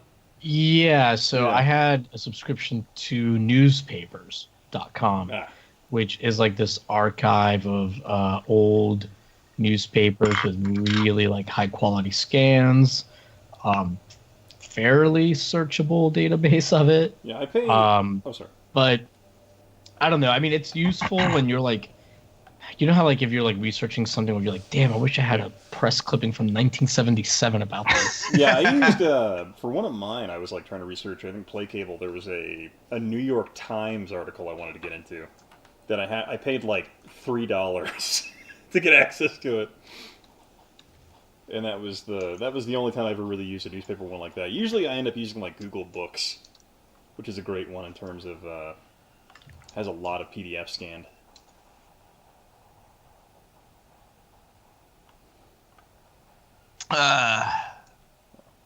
I'm looking at my channel right now. There's it's like, how's it feel waking up every morning in 2020? And it's a picture of a car and it says damage report. Well, you know what's funny? So I saw that meme this morning, and Ian will understand this. I thought it was actually a meme about how bad the show Picard. Oh my goodness. Okay, so really quickly before you start into Star Trek chat, I have to run, guys. I'm so sorry. We don't have to talk Star Trek. No, you guys can talk. You guys talk Star Trek all night, but I do have to run. You son of a bitch. I would love to talk Star Trek too, because like nah, it's all good, pretty, man. Pretty it's awesome. all good, man. No, but really quickly, can I plug my shit? Yeah, go ahead, man. Tomorrow I'm gonna be streaming at 5 Pacific, 8 Eastern. We're gonna be playing DOS games with DOS Nostalgic. My stream on YouTube works again because I'm using the old one. Hell, I don't even know who you are. You're like, the new YouTube thing's cool. I was like, no, it's not cool because I can't stream to it for more than 5 minutes. He said the YouTube analytics system, not the live stream system, which is garbage currently. Yeah, the live stream system, it's like you'll be streaming and then it just ends and it's like, fuck, what's wrong? I would say the live stream part of it is probably the worst part of it. John, I would love to stay and drink with you, but I must leave. I'm sorry. Well, Alex, I guess thanks for stopping by. Yeah, thanks, guys. Yeah, thanks for hanging out, man. Yeah, and next time I know you haven't been streaming in a long time. That's why I was like, fuck, I had a lot of army stuff where I was training up to go to Germany, and that's been canceled. So well, yeah. So now you're not. Can you army from home? I'm actually wondering if that's going to happen or not. But the funny thing is, my office. I was actually like the base I work on. My office was actually evicted out of the building. They're like, "Oh yeah, you guys got to find somewhere else to live." I'm like, "But what will become of us? I have nowhere to go." And so I'm like having to do drug deals across the base I work on. I'm like, "Dude, can I? Oh God, I got to move into this part of the building. Got any places for me?" Wait, are you active duty or are you reserve? No, well, so I'm National Guard, but I'm full-time National Guard, which is basically... It's active duty at that point. Basically, but they use creative accounting to not pay me like an active duty person, so I don't get like what the fuck? This is bullshit, man. Do you live on barracks? No. I have a house that I own and all that. It's just... It's National Guard, so there are funny things they do to try and not pay me the full amount, but it's how it is. I love the job I have because I took over a shop where I do digital information management for the Guard, where I have all these cameras and do basically historical documentation for the Guard. I'm in charge of like personnel photographs, stuff like that. So a lot of fun stuff I'm doing, and even graphic design falls into that as well. That's cool. So I'm digging the hell out of it. Just unfortunately, it's just the National Guard and Big Army don't want to pay me the way they would pay. Big Army.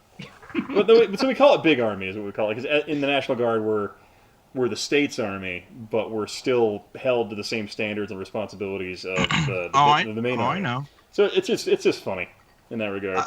I just want to say, stay safe, be smart. Oh. You are likely to be deployed here if anything gets worse. So everybody, stay home. Listen to the CDC. Like, actually read the website at least once a week because stuff does change. Don't get your news from social media. And please, make sure that Historic Nerd Ian does not have to get deployed in the United States. But if you do want to get your news from social media, go to my new YouTube channel. Coronavirus. Yahel fights Corona. Yahel suplexes Corona. Yeah. Wrestling with the virus. Demonetized. All right, guys. It was nice seeing you guys. All right. Have a good night, man.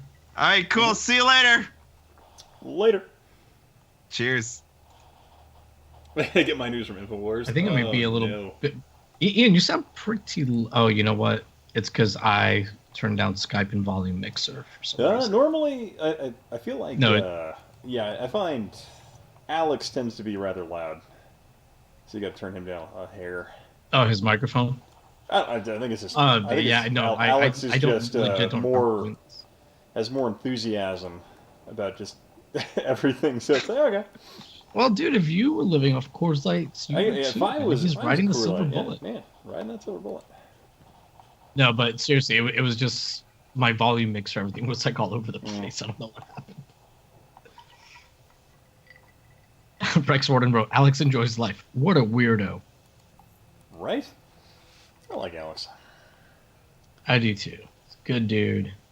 I don't know. I'm kind Unfortunately, he of. and I, he was here like again a few weeks ago. Actually, maybe a little more than maybe like a month ago. But unfortunately, we couldn't meet up for dinner this time. But yeah, the last few times, like he's been because he travels out here with for his job sometimes. We've like gotten together, gotten some dinner, a couple drinks. All right. Yeah, the funny thing, I was looking at cheap flights. I'm like, I wonder how much a flight to Portland or Seattle would be right now. I think like $70. I'm like, damn, it's crazy. Yeah, I'm sure it's super cheap. But yeah, I still want to do that whole video game movie review thing. That should be fun as hell. Yeah, we just have to like hunker down and be able to like set a date. Set a date and then like write some notes about the project. Right. Prepare ahead of time so we're not like. Let's see, history of how we play. I'll buy you both the drinks. You ever going to Portland Retro Gaming Expo? Well, you'll never get to go again at this. Oh God, yeah. If they keep like a bunch of like retro conventions were shut down because of the virus and all that. So. Oh, John Migda. Oh, damn it. I need to set up that 3 months thing. I know, dude. I need to too. But yeah, what time do you think about streaming tomorrow? I don't know. Just depends. Because I don't know what we're doing tomorrow or like what Lady wants to do tomorrow. So I don't want to just be like, I'm doing this right now and not thinking about you. So okay.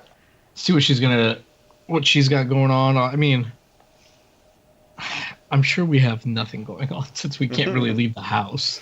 Are you guys actually quarantined like that?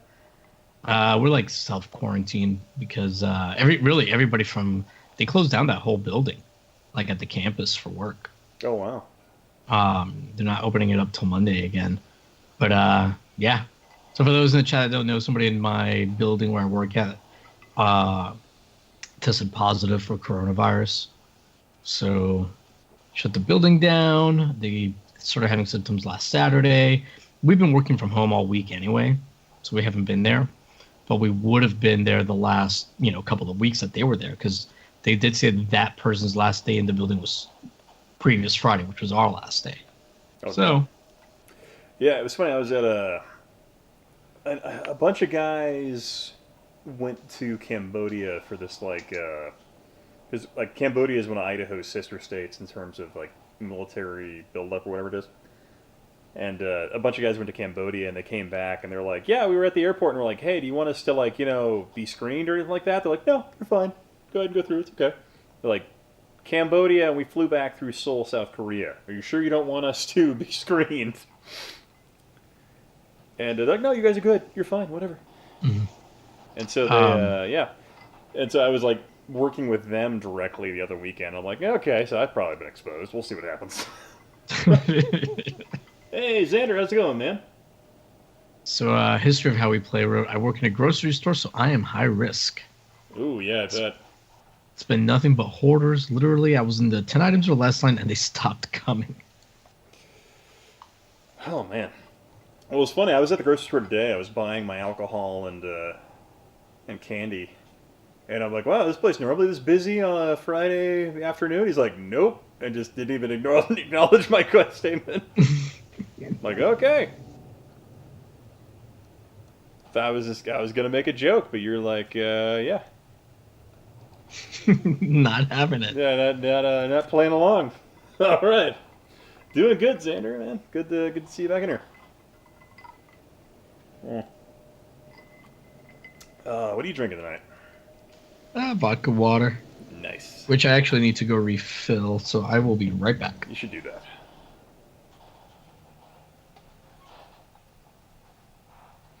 See, better get a kind of raise for working. Oh, man. Yeah, one would hope.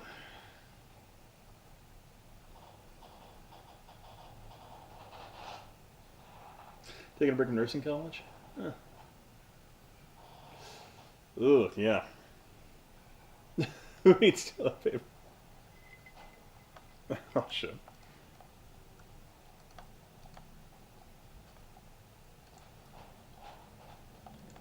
What did I find? I had blueprints.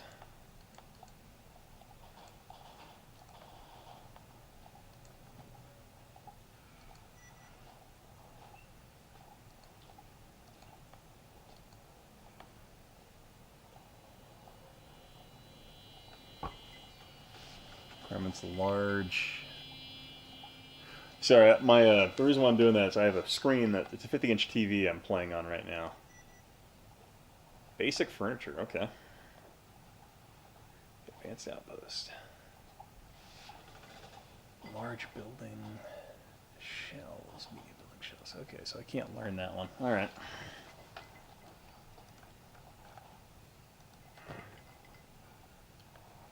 Put this in my storage facility.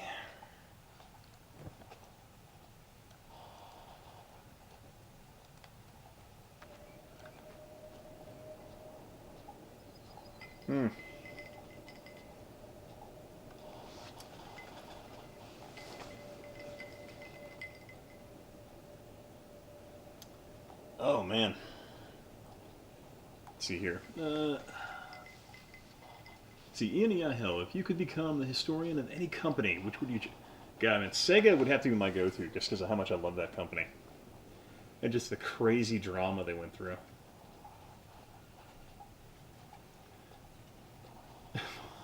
Old book pages? Oh, no. Don't think I'll need to go back.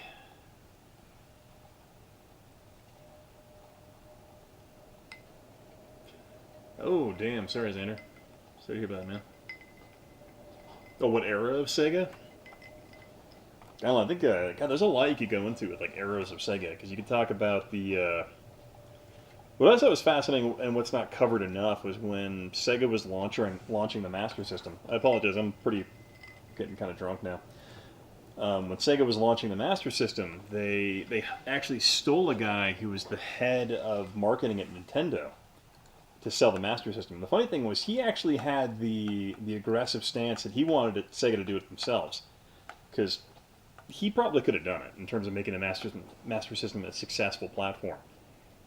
But Sega, the higher-ups in Sega, overrided him and went with Tonka instead, because they're like, yeah, you know, they know what they're doing. They're a toy company. They can do this. Yeah. Oh, you're working on Gremlin? Hell yeah. Yeah, dude, Gremlin's awesome. That's a fascinating period, like a fascinating period in itself, is like, with the Gremlin period, like Dave Rosen was kind of activated again, right? Oh, Bruce Rowley, yeah. Overy. Now, I have a couple of scripts I had kind of started from that period talking about it, because I don't really think there's a lot of videos going into depth about like the Master System and why it faced such astronomical problems. Alrighty, I have returned. Welcome Sorry back.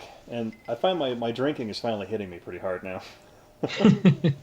I would have been back sooner, but the TV was on, and they were playing, like, I guess a really new episode of Modern Family, and I haven't watched the show in eons, and like now, like the chubby kid that like Al Bundy has with his young wife is like, I don't know, he looks like he's like 18 or 20 or something. It's weird. Oh my god, let me guess, he's like crazy fit now?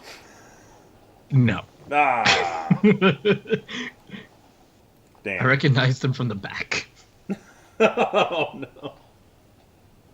No, he told Ken Howitz he wasn't aggressive because of his mission. Ah, okay. Hey, 316, how you doing, man? He's fatter. Maybe. Ah. He's definitely taller. The History of How We Play was asking if you could be a historian of any particular gaming company, which would it be? Like, work for them as a historian? No, just like what you would say you're like the most savvy with. Oh. I don't know. Like, I don't feel like I'm like super. No, I think people think like I'm like incredibly knowledgeable about like all this like minutia of gaming. Um, I guess I would say like you and I both know more than the average person that's into retro gaming, but I guess I know more about like the odd stuff. I feel like, like So history, how we play, man. You should check out. I think Shinobi. I want to say he talked to David Rosen about some project he was working on. I think so. Yeah, I want to say like get a hold of him. He might actually be able to direct you to more than an address. I think not necessarily a telephone number, but maybe an email address. Yeah. Yeah, I mean, if I had to pick a company, I guess Philips CDI. God, man, like, I don't know, my favorite thing ever, like the whole like Philips thing. I was like, how is it a company that's 126 years old doesn't have a goddamn historian to talk about these things? It is so frustrating. Yeah, that is really I'm weird. like, you literally existed for over a century. I'm like, come on. Oh, he says Genovi talked to Mike Katz, which does. Well, ring- yeah, I've talked to Mike Katz as well. Like, that guy's awesome. And pretty much, the only reason Mike Katz talked to me was because I actually used my LinkedIn profile, which is me in my Army uniform. And he's like, yeah, I was an MP officer in the 70s. I'm like, God, that's awesome to learn that. And I'm like, yeah, I'm a chem guy. He's like, ah, okay. Nice. That was fun talking to him. I had that whole interview recorded. It was fun talking. But my discussion with him makes me think that the book, The Console Wars, there are some aspects of that aren't necessarily in the up and up, which I might talk about at some point. But yeah. Yeah, I've heard the same. Ian is the CDI historian. Now I'm the guy who was trying to find the elusive question about aspects of the CDI Nintendo deal that are, for whatever reason, not public. I think that makes you a CDI historian. CDI stalker, maybe. Yeah. Yeah, that's what that made me. Because holy crap, there was aspects of that were. Yeah, Ian, remember when that video you made? I mean, I'm sure you remember it about like trying to find like information. Mm-hmm. And you went over like you ended up oh my god, it wasn't the one on the CDI, it was on something else. It was the CDI Nintendo deal where I was like talking to you. I'm like, dude, for what was that one? $158, I could hire a fucking private eye to track down John Timmer. So I was afraid I was gonna have to get like your wife's like number and text her that you may be having a mental breakdown, because every day I was just getting these messages about these crazy ideas you have to track down Jan Timmer and who was the guy that like ran Philips at the time the CDI was being produced, and all this stuff. You'd be like, I found out from his book publisher. Yeah, finally, like secretary. My favorite thing was when I put that video out. That opened up more doors because people were like, "Hey, have you tried? He's published a book. Have you tried his book publisher?" And I'm like, "No, I hadn't tried that. I did that and got his email and." That's right. That's how you got it. It finally, he sent him an replied to email, you, right? Yeah, he talked to me. Yeah, like so I talked to him for a little bit, and it was very disappointing. You were hoping he'd go CDI. Now that's a name I have not heard in a it was more like I was hoping he'd be like, "Oh yeah, I fucking love that," or all these things were like, "Oh, you know too much. I'm gonna kill you now." I'm like, "No, Dutch Hit Squad. Oh god." But it turned into something entirely different where he was like, "Yeah, you got to understand that like Philips, even then, was a massive corporation. So I was kind of like the president of a country in terms of what was going on. So I didn't have the nuances or insight into what was going on in the CDI division. So I'm like, damn it!" Yeah, but we should like try and find somebody, because that there's somebody who worked there, who knows a lot, who maybe even ran it. So there is somebody who worked on the CDI project that knows a lot, but he also went to jail for embezzling. And won't respond to a lot of emails about the subject. But maybe there's somebody else who, once you like tell them that you want to talk to them about the CDI, they'll just go, "I've been waiting for this day my entire life," and like pull open like a leather-bound book. Yeah, so I found one guy he was one of the guys that he had worked on the Nintendo. No, what was he? How to describe it? He was one of the ones that was working on the games for like the CDI, And then he was also working on some game titles based off of the hardware Philips was developing for the CDI or the CD attachment for the SNES. So I need to get a hold of him because I know he has some information on it. But that's been in the back of my the back of my list of things to look at. Oh yeah, God, freaking Gaming Alexandria. That place is a fantastic freaking resource on Discord. And you should do a better TG history of Red Dawn remake. Oh man. 316 What's Up said, sounds like the CDI was more of a mob than a video game company. Mob? The CDI is an interesting thing. It's kind of like the CDI, in my mind, is a company trying to make a VCR, but, you know, adding all these different luxurious options and concepts to it by the end. Maybe, History of How We Play said that this guy Denzi from Gaming Alexander has been looking, and he's actually Dutch. Yeah, I had, there was, God, what was her name? There was a girl I was working with who was a Dutch person. She knew a bunch, and she was talking to me, and the funny thing was she was working with me and talking to different people, and they're like, yeah. And the funny thing was, because I had bugged so many people in the process of that, they're like, as we told Mr. Thorpe already, we do not know anything about that. And she's like, damn, you hit everybody. So I was apparently a pretty big nuisance where like Philips was actually talking to themselves about me. So where there's a secret organization around a marble table, like being like told that it was Mr. Thorpe again. Mm-hmm. Damn that Thorpe. Mm-hmm. He's onto us. Big CDI. Yeah. Oh man, that's it. So freaking Jeremy Dixon sent me the Kuroshi freaking adapter thing for the OSSC. Oh, nice. And I'm like, God, you gotta stop sending me nice things, man. He sent me that, so like I'm thinking about actually using that and using it for some Philips CDI stuff because it converts the signal. You can upscale it, make it even prettier. I mean, I don't know if that's possible, but you know. No, yeah, I mean, God, it looks good already. To be honest.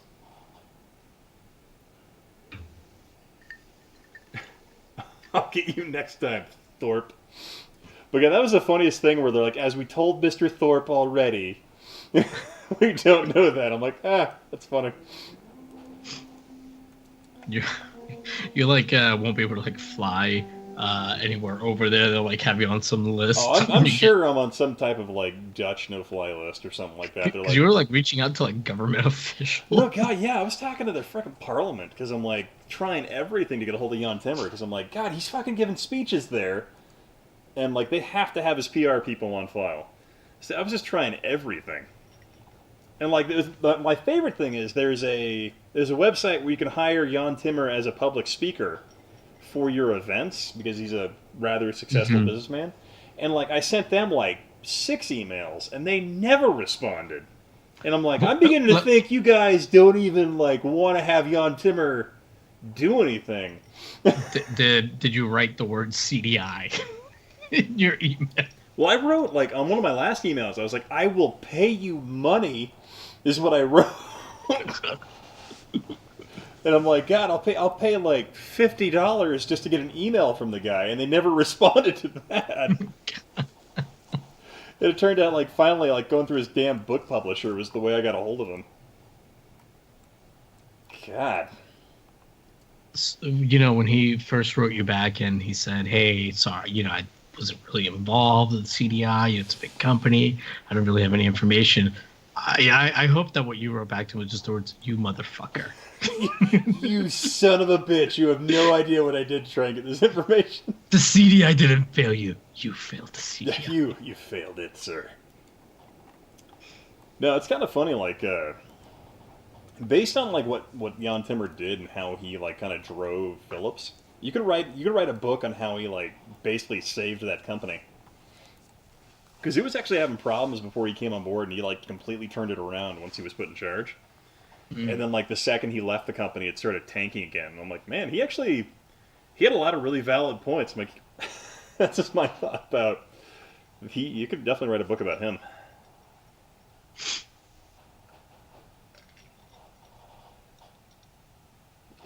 But what? See, Kohler has done talks at several conventions about the SNES CD situation. He's busting myths, but he draws out a few conclusions that I think are weird. So what I think is really weird is, so like what the PlayStation SNES prototype, like they get sold for like what, 300 grand? Something like that. Dude, what's kind of weird is, if I remember correctly, like I was reading some of the sources, like there are like 50 others of those that are sitting out in the wild somewhere because they manufactured quite a large number of them in the prototype run. So I'm like, God, whoever has the the other collection of those, Probably like in a warehouse somewhere or people's attics. yeah, people's attics, or probably sitting around at some fucking Sony executive who's like, me. Yeah, there's got to be definitely a bunch of them together. Yeah. Because, I mean, if there were 50 out individually out there, I think we would have had more than one turn up. Well, yeah, because I know, like, cause what I was reading was, like, Sony had built a number of those, because the way that deal was negotiated is kind of surprising, because it was, like, Sony somehow had 100% of, like, CD sales, and, like, Nintendo kept cartridge sales.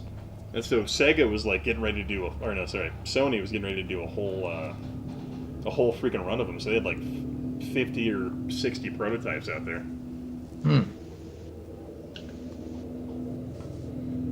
It's called The Very Weird History of the SNES CD-ROM. I don't know, what I would like to know is just what fucking happened to the Philips CDI. The Philips CD attachment for the SNES. And what I find I was going to say, what do you mean what happened to the CDI? It's still happening. It's just being cool in the limelight. Man. It's still happening, bro. So history says that nobody has actual numbers, but he knows of at least 2 that exist in private hands. Yeah. I don't know. I can't remember. I'm trying to remember where I read the 50 to 60 number, but I know that one's out there. What else? But yeah, I guess the whole like Philips Nintendo CD attachment, like that I want to know more about, because the weird thing is there's a lot of misnomers out there on the internet where, like, I can't remember who spread the myth, but it was pretty common. It was a pretty common thought that the SNES CD attachment became the CDI, but it turns out the CDI was already in development since like '89. Right. It was always going to be its. It was always going to be its own thing. I'm not sure what happened or when it happened, when people started believing that the CDI was the end result of that attachment. But it's even more interesting to me because it seems to me like the SNES CD attachment was almost Philips going like, hey, yeah, we'll do this for you if we get access to your IPs. Right. Which, I don't know, there's more there. I just haven't found the answers to that yet. Like, as to what, did Philips actually develop something, or is there a prototype out there, or what? All I know is nothing surfaced, and all the people I bothered the crap out of never ended up talking about. Because holy crap. Yeah. It's unfair, man. It's like painting the Mona Lisa and not sharing it with the world. I know. That's what they've done. It's like the Da Vinci Code's right there, man. It's just not coming out. We can get a Tom Hanks and Nicolas Cage team-up movie to hunt this down. I guarantee you that we would get the same actors who did the Da Vinci Code, and it would just be the Philips CDI SNES CD attachment mystery, and it would be a better film than what we got with the Da Vinci Code. I can tell you that. So I promise you. History of how he places Kohler's talk speaks of a SNES CD attachment using caddies.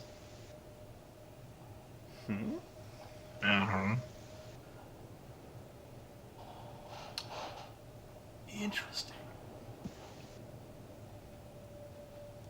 Oh yeah, I remember trying to get a hold of Howard Lincoln. That was a fun one. And diving into how Howard Lincoln's been banned from Twitter for shit talking. That was the funniest thing, because he's involved with the Seattle Mariners, and like apparently him defending the Seattle Mariners has gotten him banned because of his lack of a filter. Oh my god. That was really amusing. That was a good one. I'll be right back. I'm gonna refill my drink because this is really hitting the spot tonight.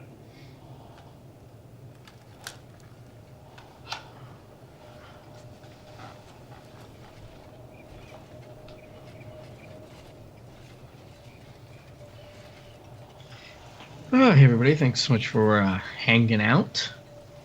To interview Lincoln, you have to get vetted by Nintendo. Yeah, wouldn't surprise me.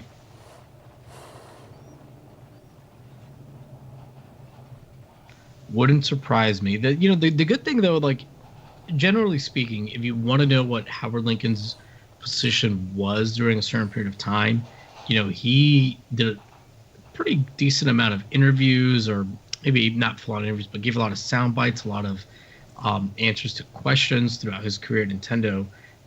So it's not usually too difficult to find out like where he stood or felt about something, unless it's like something really obscure.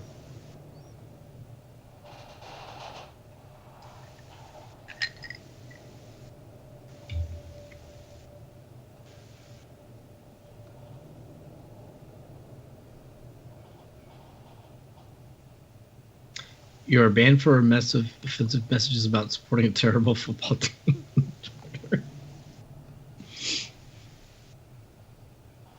So it's pretty crazy that like all this stuff is getting shut down.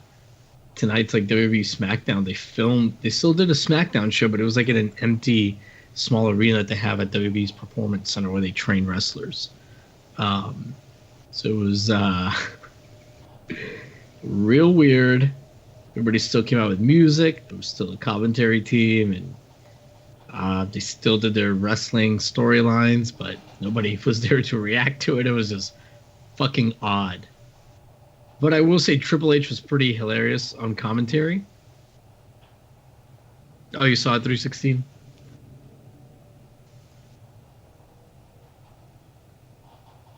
But I did like that Triple H when he was on commentary was just like having fun and goofing around a lot, enjoying the absurdity of the situation.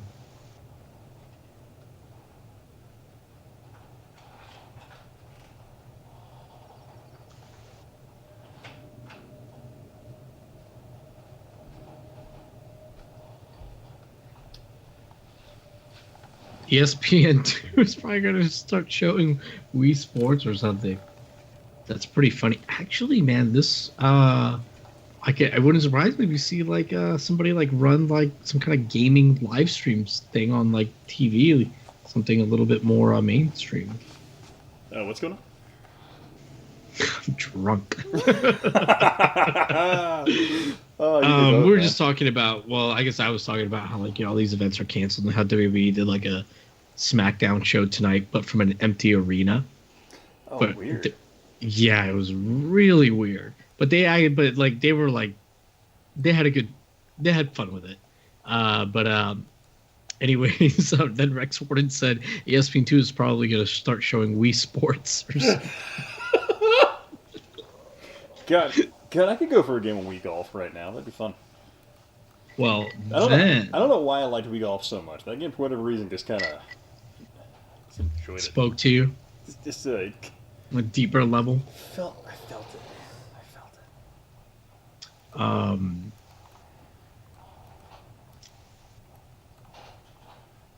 But yeah, then I was saying like it wouldn't surprise me if like one of these channels just starts streaming like an esports thing or a live stream or like a big one like Ninja or somebody, because because they want to have like a live pseudo sports element on their TV that people theoretically wouldn't fast forward through commercials.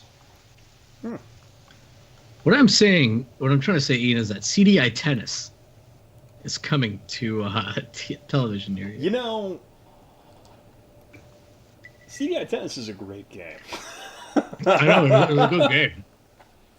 That's why it's the premier. Wait, did we have CDI tennis when we were drinking and hanging out in real life? Yeah. Okay, yeah. God, I got hammered that night. We just couldn't get the 2-player to work. That's what it was. But yeah, that was a fun tennis game.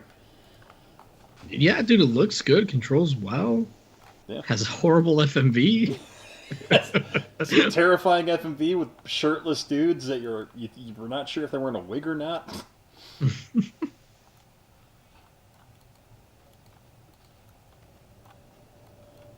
Yeah, for some reason this game is like it's like itching one of those weird scratches because this game's it's like a cross between The Sims, Don't Starve Together, and Sim City. In terms of like, because you have resource management, you have city building aspects, research things you can do. It's kind of nuts. Mm. But yeah. Calling it now, we will see a streaming service market crash triggered. I don't know, that'd be interesting to see. I'm not opposed to watching CBS All Access crash and burn right now Yeah. while the integrity of most of Star Trek is, intact. Oh, history of how we play is gotta go. Oh, catch you later, man. Thanks for dropping by. Really appreciate it. Yeah, man. Thanks. Yeah, we'll do, man. God, fucking my TurboGrafx script is like about to hit 8 pages, and I hate it so much right now because that's gonna be a long ass video. Yeah, that's getting up there in pages. Yeah, I'm not happy about it because I'm like, God damn it. Like I know, God, what is it? Shinobi's working on a crazy long Dreamcast video right now. I know that. God, and then I have like another, it's like a 6-page 32x video I'm working on. But that one, I don't know, I've been playing with it a little bit because it's kind of, I'm worried it's like revisionist in some respect. Because I'm kind of going into this like theory I have about it being a platform that really could have saved Sega, but it's kind of, I don't know, it's very much opinion type 2020 hindsight thing. Gotcha. Yeah. Seeing what did you think of the idea of Q Evil Brother messing with Star Trek history to explain Picard? I hadn't heard that one yet, but I guess if Q's evil brother ignored entire parts of Star Trek history and ignored a lot of parts of, the psyche of Picard. Because, the episode, what was the episode where Picard lived an entire life? The Inner Light. Yeah, the Inner Light. Like, they kind of ignored that whole thing, like, where Picard talks about how the children he had were very real to him, Mm-hmm. And then in Picard, they just kind of forget about all that. Like, oh, you wouldn't know that, Picard, because, you weren't a parent, blah, blah, blah, blah, blah. And I'm like, he kind of, had these emotional responses and raised these children inside this thing. So I'm kind of like, all right. It's movie Picard. Like, that's all it is. It's movie Picard. And even then, it's like, it's not really, I need to watch the latest episode, but I'm like, I'm so disappointed every time I watch it. Yeah. Oh, Rex actually wrote a quote from the Inner Light, very applicable to what you just said, when Picard says, I had a wife, children, a grandchild. Yeah, that's kind of how it went. And it really, God, I guess I'm really not a fan of this Picard. I'm really hating the Alex Kurtzman helming of Star Trek right now because of how awful it is and non-optimistic of the future. And dude, the thing is, like, so I think I told you that, like, the showrunner and head writer for the Picard, Michael Chabon, like, answers fan questions on Twitter like every Thursday, and he answers a lot of them, even if like they're critical or whatever. So I'll give him credit there. But his answers, dude, after reading these for like the last 3 weeks, they're so pretentious. These answers, no. Like he thinks everything has some deep meaning in like the stuff they do, and like the way they explain some stuff is just, it's not good. It's not good. That's unfortunate. Yeah, I'll try to find an example because somebody did a write up on the Star Trek subreddit of of all the ones he answered this week. That's a shame.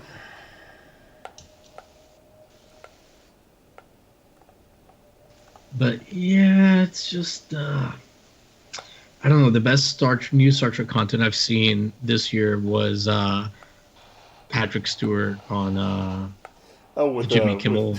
with Pete Buttigieg. Yeah, did you see the one where like they play like a quiz show and like LeVar Burton's the host? No, I haven't actually watched that yet because I haven't had the Oh, time. it was good stuff, And I find it so odd. I'm like, oh, weird. Pete Buttigieg. Okay. man. Okay, like here's a question they asked him: what aspect of this script were you most pleased with, and what aspect would you redo? His answer: script's not really there for me to be pleased with. It's just a blueprint for the work of the immensely talented actors, directors, director of photography. Anyways, he goes on naming a bunch of roles, all of whom collaborated to make something we all loved. As for changing things, changing is kind of all you do when you're writing a production script like this. It changed and changed and changed. Then it was time to shoot, so we shot it. Like, I don't know what kind of answer that is. God, that sounds like me when I fucking make a YouTube video sometimes. I'm like, fuck it. Or like I forgot that the t-shirt I was wearing had a fucking green square on it when I was in front of a chroma key.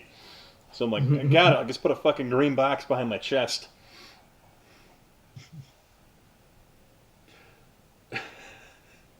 Orville porn addiction episode greater than Star Trek. Yeah, you know what? Pretty much, I would put up any episode of Orville as being a superior plot line to anything Picard has written.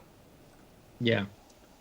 Yeah, because quite frankly, like the way Picard sits right now, like there are moments I've really enjoyed, like the ones where it's just Patrick Stewart and Riker.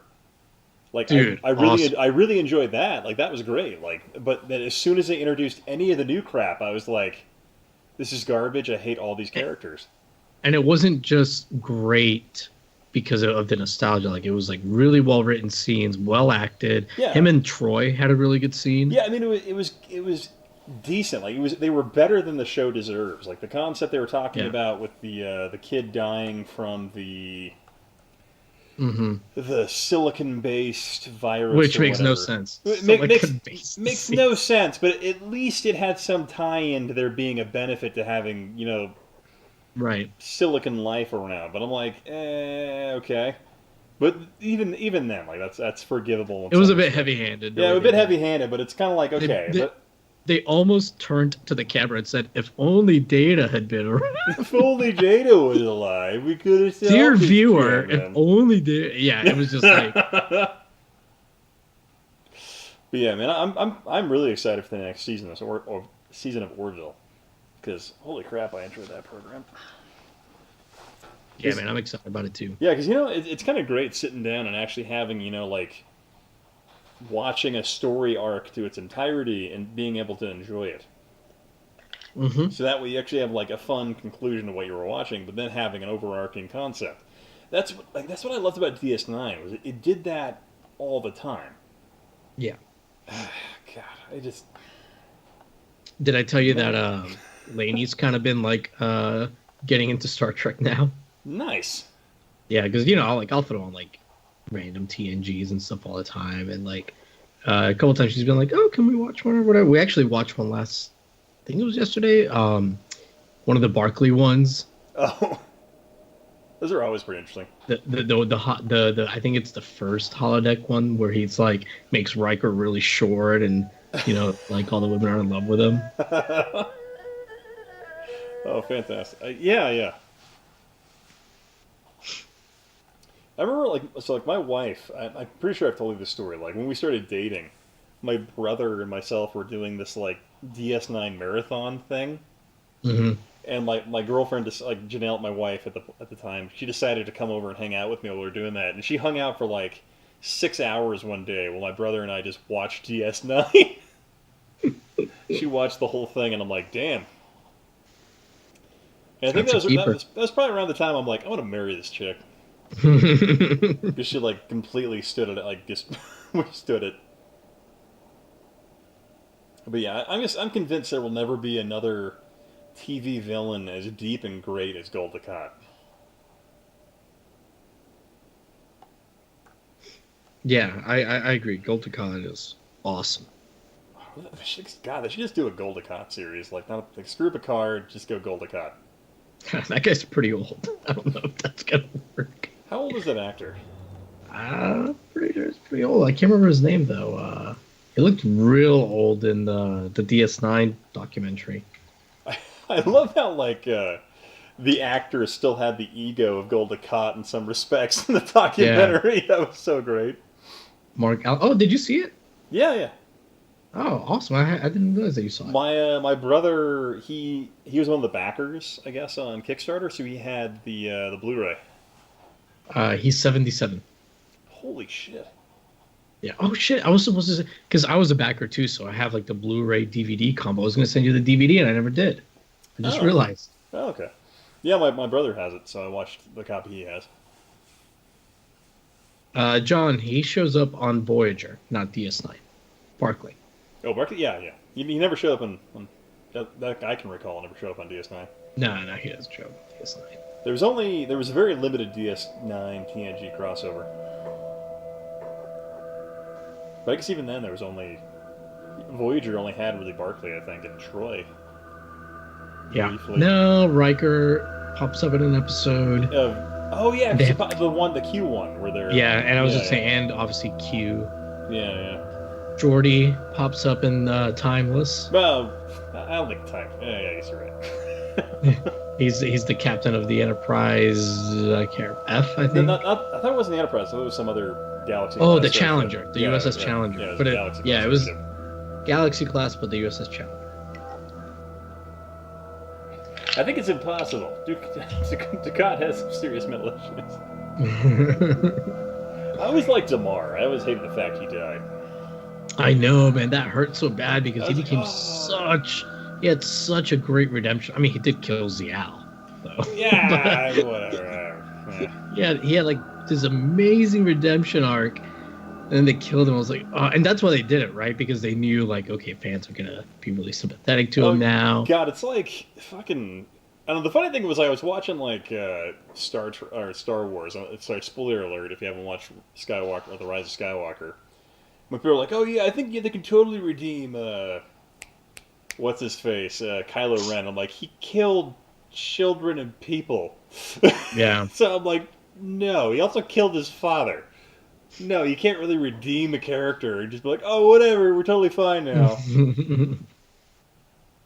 So Star Trek was very aware of that. They're like, yeah, we can't keep this character around, even though, like, the funny thing is, I remember watching it real time and I'd forgotten they killed Zial. I'm like, oh yeah, he did kill those people. Oh, John, is this your first time watching Voyager? Because I don't want to give you any spoilers. Oh, yeah, I freaking love Voyager. But, oh my god, the whole, like, 7 of 9 Picard arc, god, that pissed me off. The new show, yeah. Yeah, so, like, John said that Vedic / Kai Wynn is the most evil in that series, in my opinion. I can see that because Dukat isn't, like, evil per se. Like, he thinks what he's doing is the best thing to do. Like, he's deluded, you know? I mean, yeah, he wants power and that kind of stuff too, but, like, Wynn, like, literally was like, I'll sell my soul to the devil, you know? Yes. That's the best way to describe it, yeah. So, yeah, John, I guess what I'm saying is I would agree. Because Dukat's not trying to be evil. He's not petty the same malicious way that I guess Wynn is.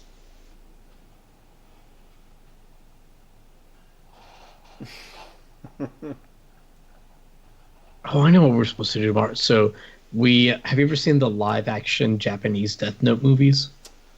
I haven't watched those. I've like tried to watch some of the Netflix one. No, that one's terrible. No. Watch the Japanese one. If you they use the same American actors to do the dubbing on the movie, on the anime. So like nobody sounds like off or whatever. Like some of the acting, I don't know how familiar you are with Japanese movies, but you know sometimes like the non-main characters do some overacting. So you get a little bit of that or whatever, but it's really good. They set up the rules a little bit differently. They cut out the Nier and Mellow stuff that's like boring. Mm-hmm. But anyways, it's really good. But we watched. They split into 2 movies. They're each like 2 hours. But The first one, I think we have like 20 minutes left to go. We're gonna watch that like probably tomorrow, and then the second one. I've seen them before. But they're really good. The ending's different. Uh, it's good. I recommend it. In some ways, better than the anime.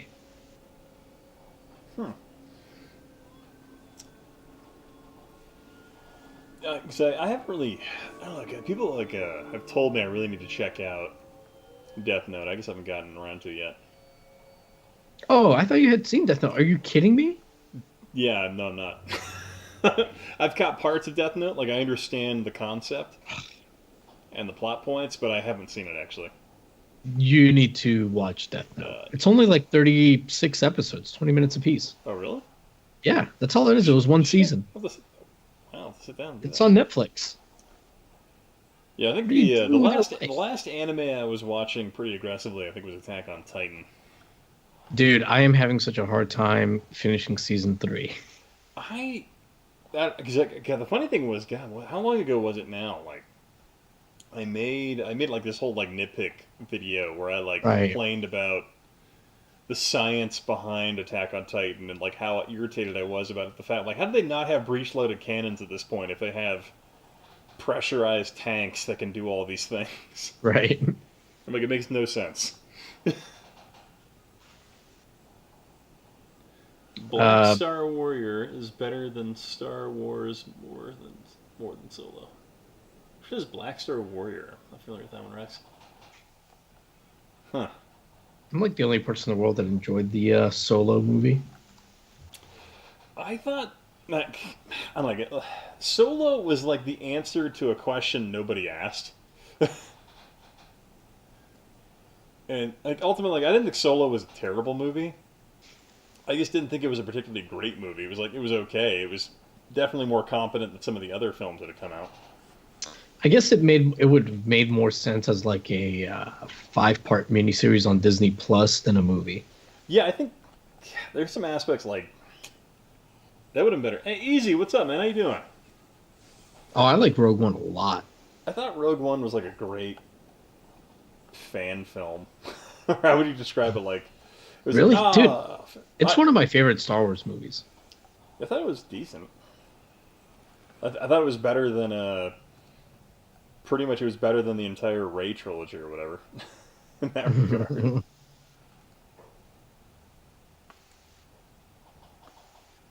Here we go. I was looking for a pole arm for my character because I wanted to make like a crazy ass. Oh, the pole arms in this game are stupid looking.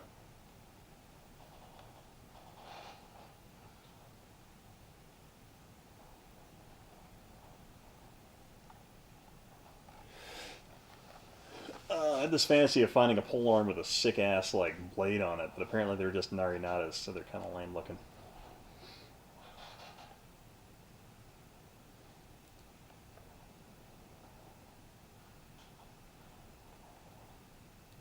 Have you watched? So Rex said that he can only respect the Mandalorian of all the newer stuff. Have you? I haven't seen it. Have you seen it? Mandalorian's good. It actually takes like Star Trek formulas in terms of like old like 90s Trek where they had actual like story arcs within a single episode, where it will have an arc like that within an episode and actually like have a beginning, peak, and then a conclusion. Yeah, yeah. And they do that pretty much every episode, and it's actually pretty great in that regard. Huh. So I really dug it. That's cool.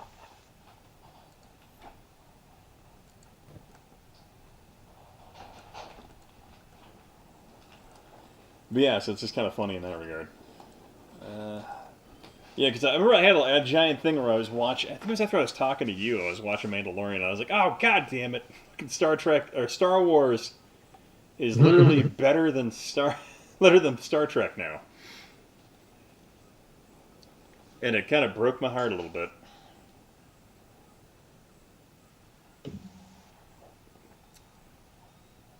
Oh, dude, I think I might be heading to bed, man. I'm getting like real sleepy. Oh, yeah, fair enough, man. Yeah, how long you think you can go? Like 18 more minutes? Yeah, I can do that. Yeah, I think I'll go 18, and then we'll probably call it a night. Sounds good. Yeah, John, the TNG movies, I think all of them except for Nemesis hold up, uh, because like even like I'm, Insurrection and Generations, I think are pretty good.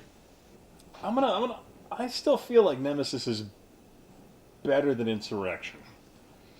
I'm Yeah, gonna but put that you're one out there. wrong about that. but So, you're wrong. right. Well, actually, Insurrection was a better film because Picard kissed a woman. Picard doesn't kiss anybody in Nemesis. Oh my god, I just got.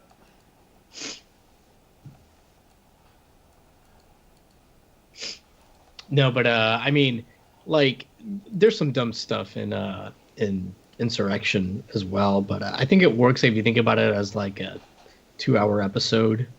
Mm-hmm. That's how I think of Generations as well. Hmm. And Yeah, and I the always only felt movie like is First Contact. Insurrection felt like an extended episode of TNG. Like I'll say that.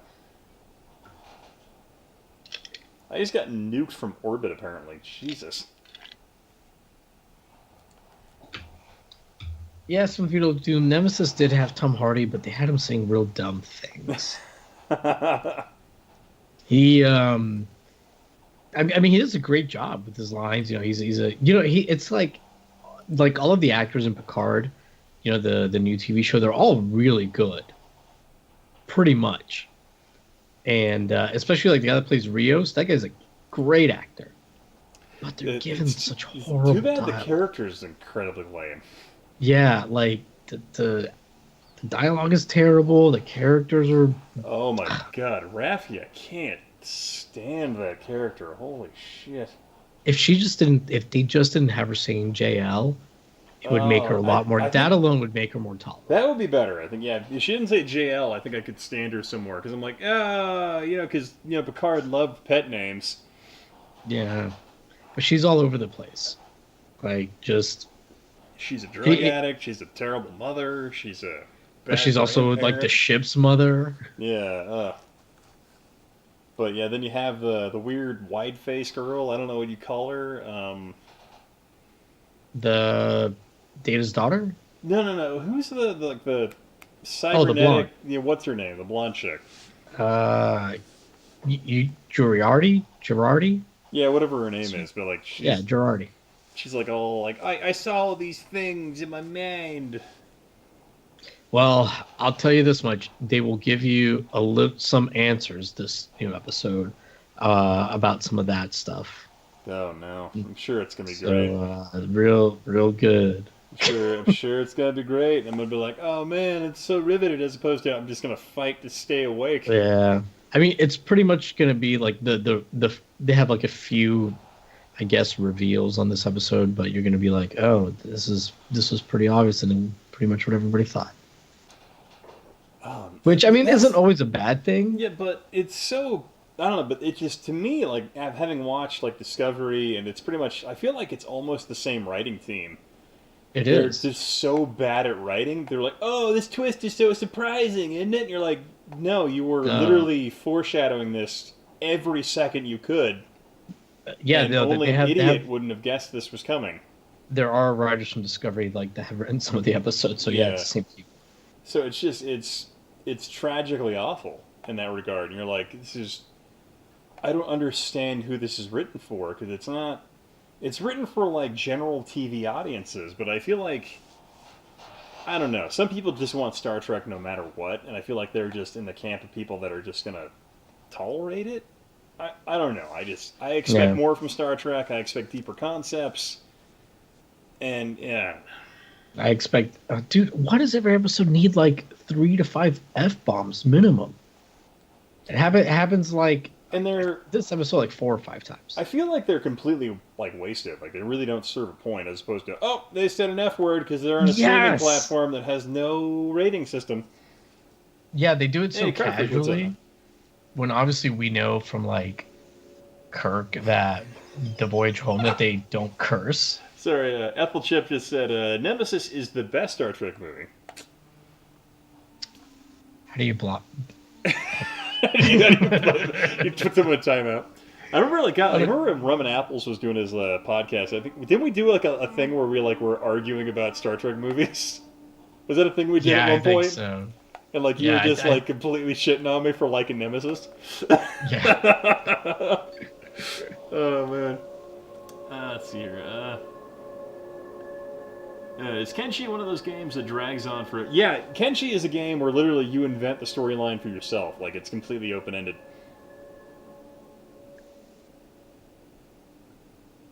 Card Freck says hi. How you doing, man? Seven Beetle Doom asks, how will Star Trek Picard retcon Janeway? Q and Janeway had a child all this time. Janeway became the new Borg Queen.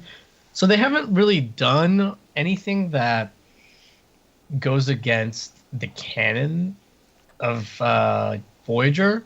They haven't really mentioned Voyager or anything that's done, despite the show kind of being all about the Borg and 7 of 9 being on it. Really, outside of a couple things, I haven't talked about anything Janeway or Voyager did, per se, that I remember. Do you? I don't know. I haven't seen the latest episodes. I'm kind of wondering what they're gonna... They've never said something like, oh, when Janeway did XYZ to the Borg, it did this. They've never said something like that. Oh, no. Don't eat me. Oh, fuck. So yeah, I don't think so far they don't really have to retcon anything from Voyager. Oh, Cartfrag, my work is closed until April 1st for Corona concerns. Thankfully, I'm still getting paid. Oh, that's Glad good. to hear you're getting paid. I am working from where do you work? home. Big CDI.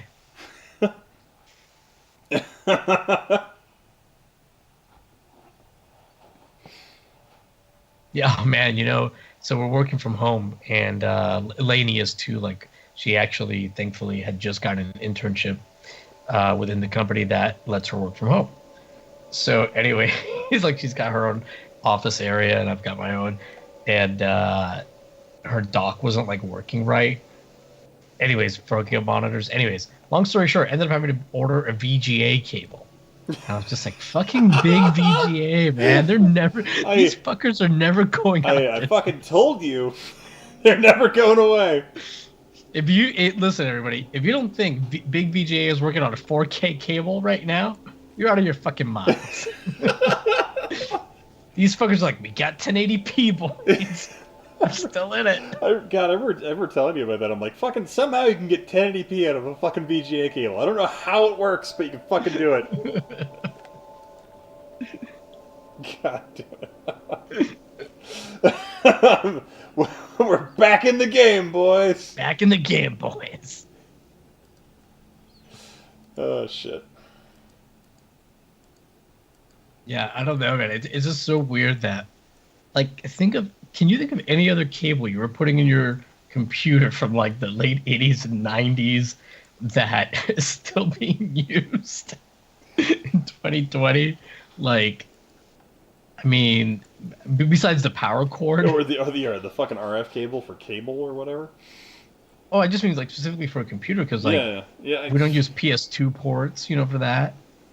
Yeah, that's been gone for a long time. We don't even use FireWire anymore. Actually, I think isn't FireWire making a comeback? Dude, I don't know. Did Big VGA buy them out? Because if so, I believe FireWire, part of the pun, is about to be hotter than ever.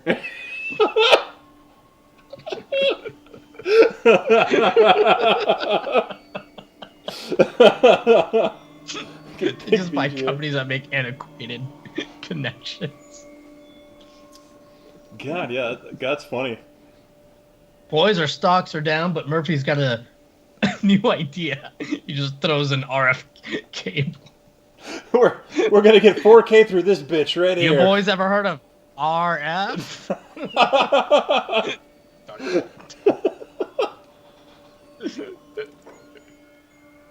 Just fucking 2 months later, somebody is presenting bunny ears.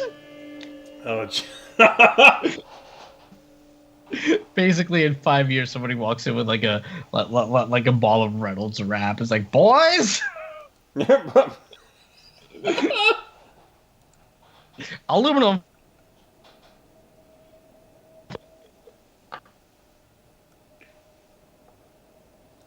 Oh, big VGA, man. Are you still there, Ian? Yeah, sorry, I was I focusing thought on you were it, cut. laughing my ass off over here.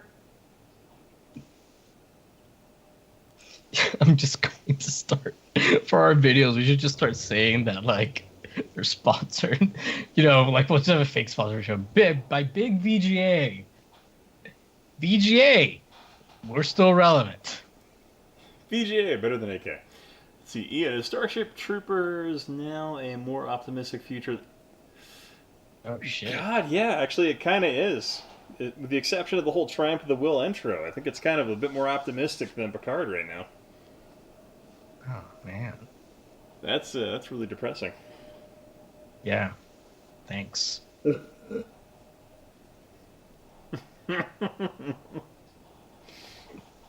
Goddamn, that's funny.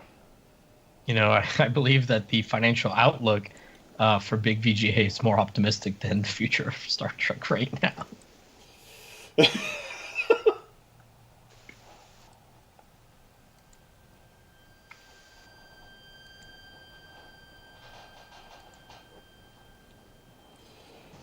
Oh man.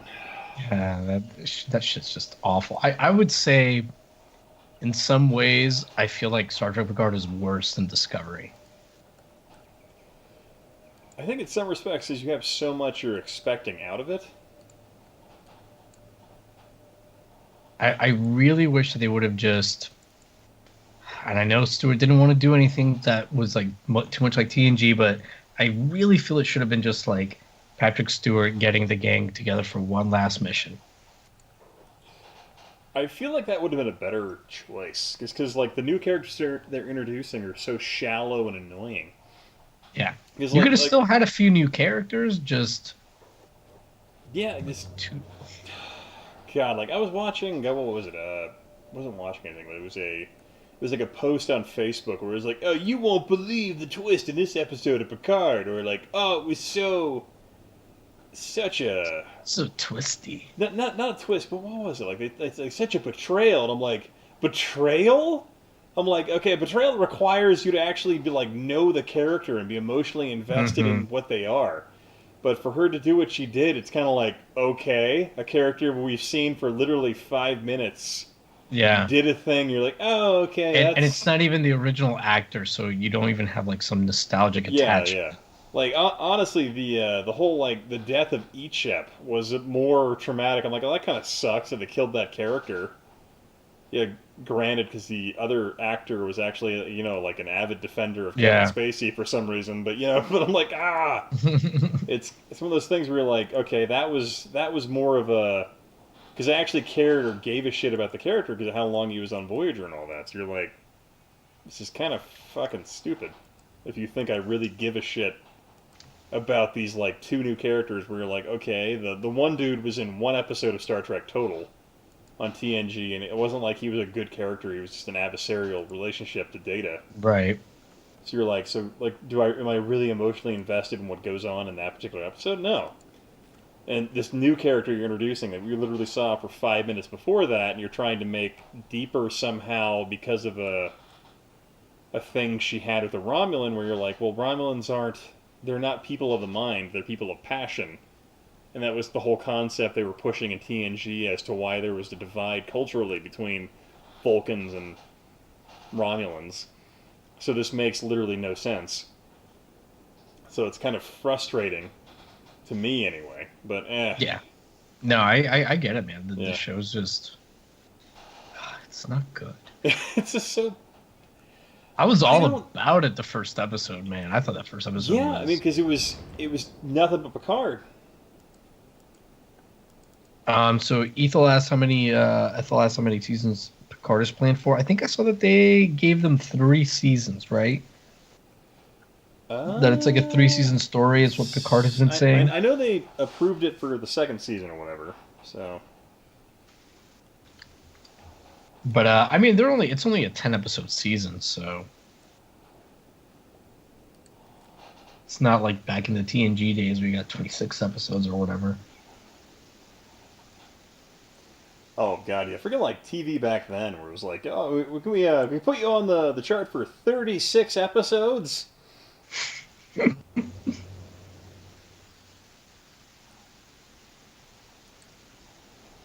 There is one Picard-esque little speech in this week's episode that was pretty. I mean, for this show, mind blowing, but I would say pretty decent.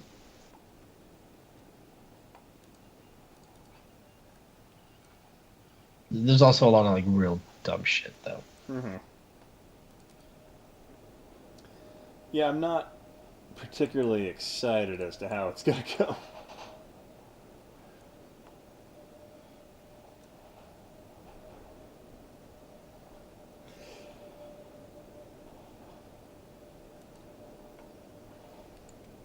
God, I feel like all my characters have gotten just wrecked.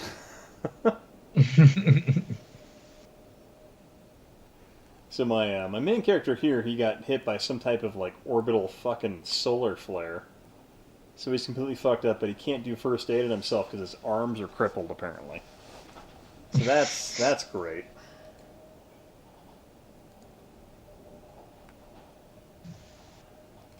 Ethelred, they should do a season of Picard where he goes crazy, hijacks a spaceship, and leads a group of space pirates. I watched that.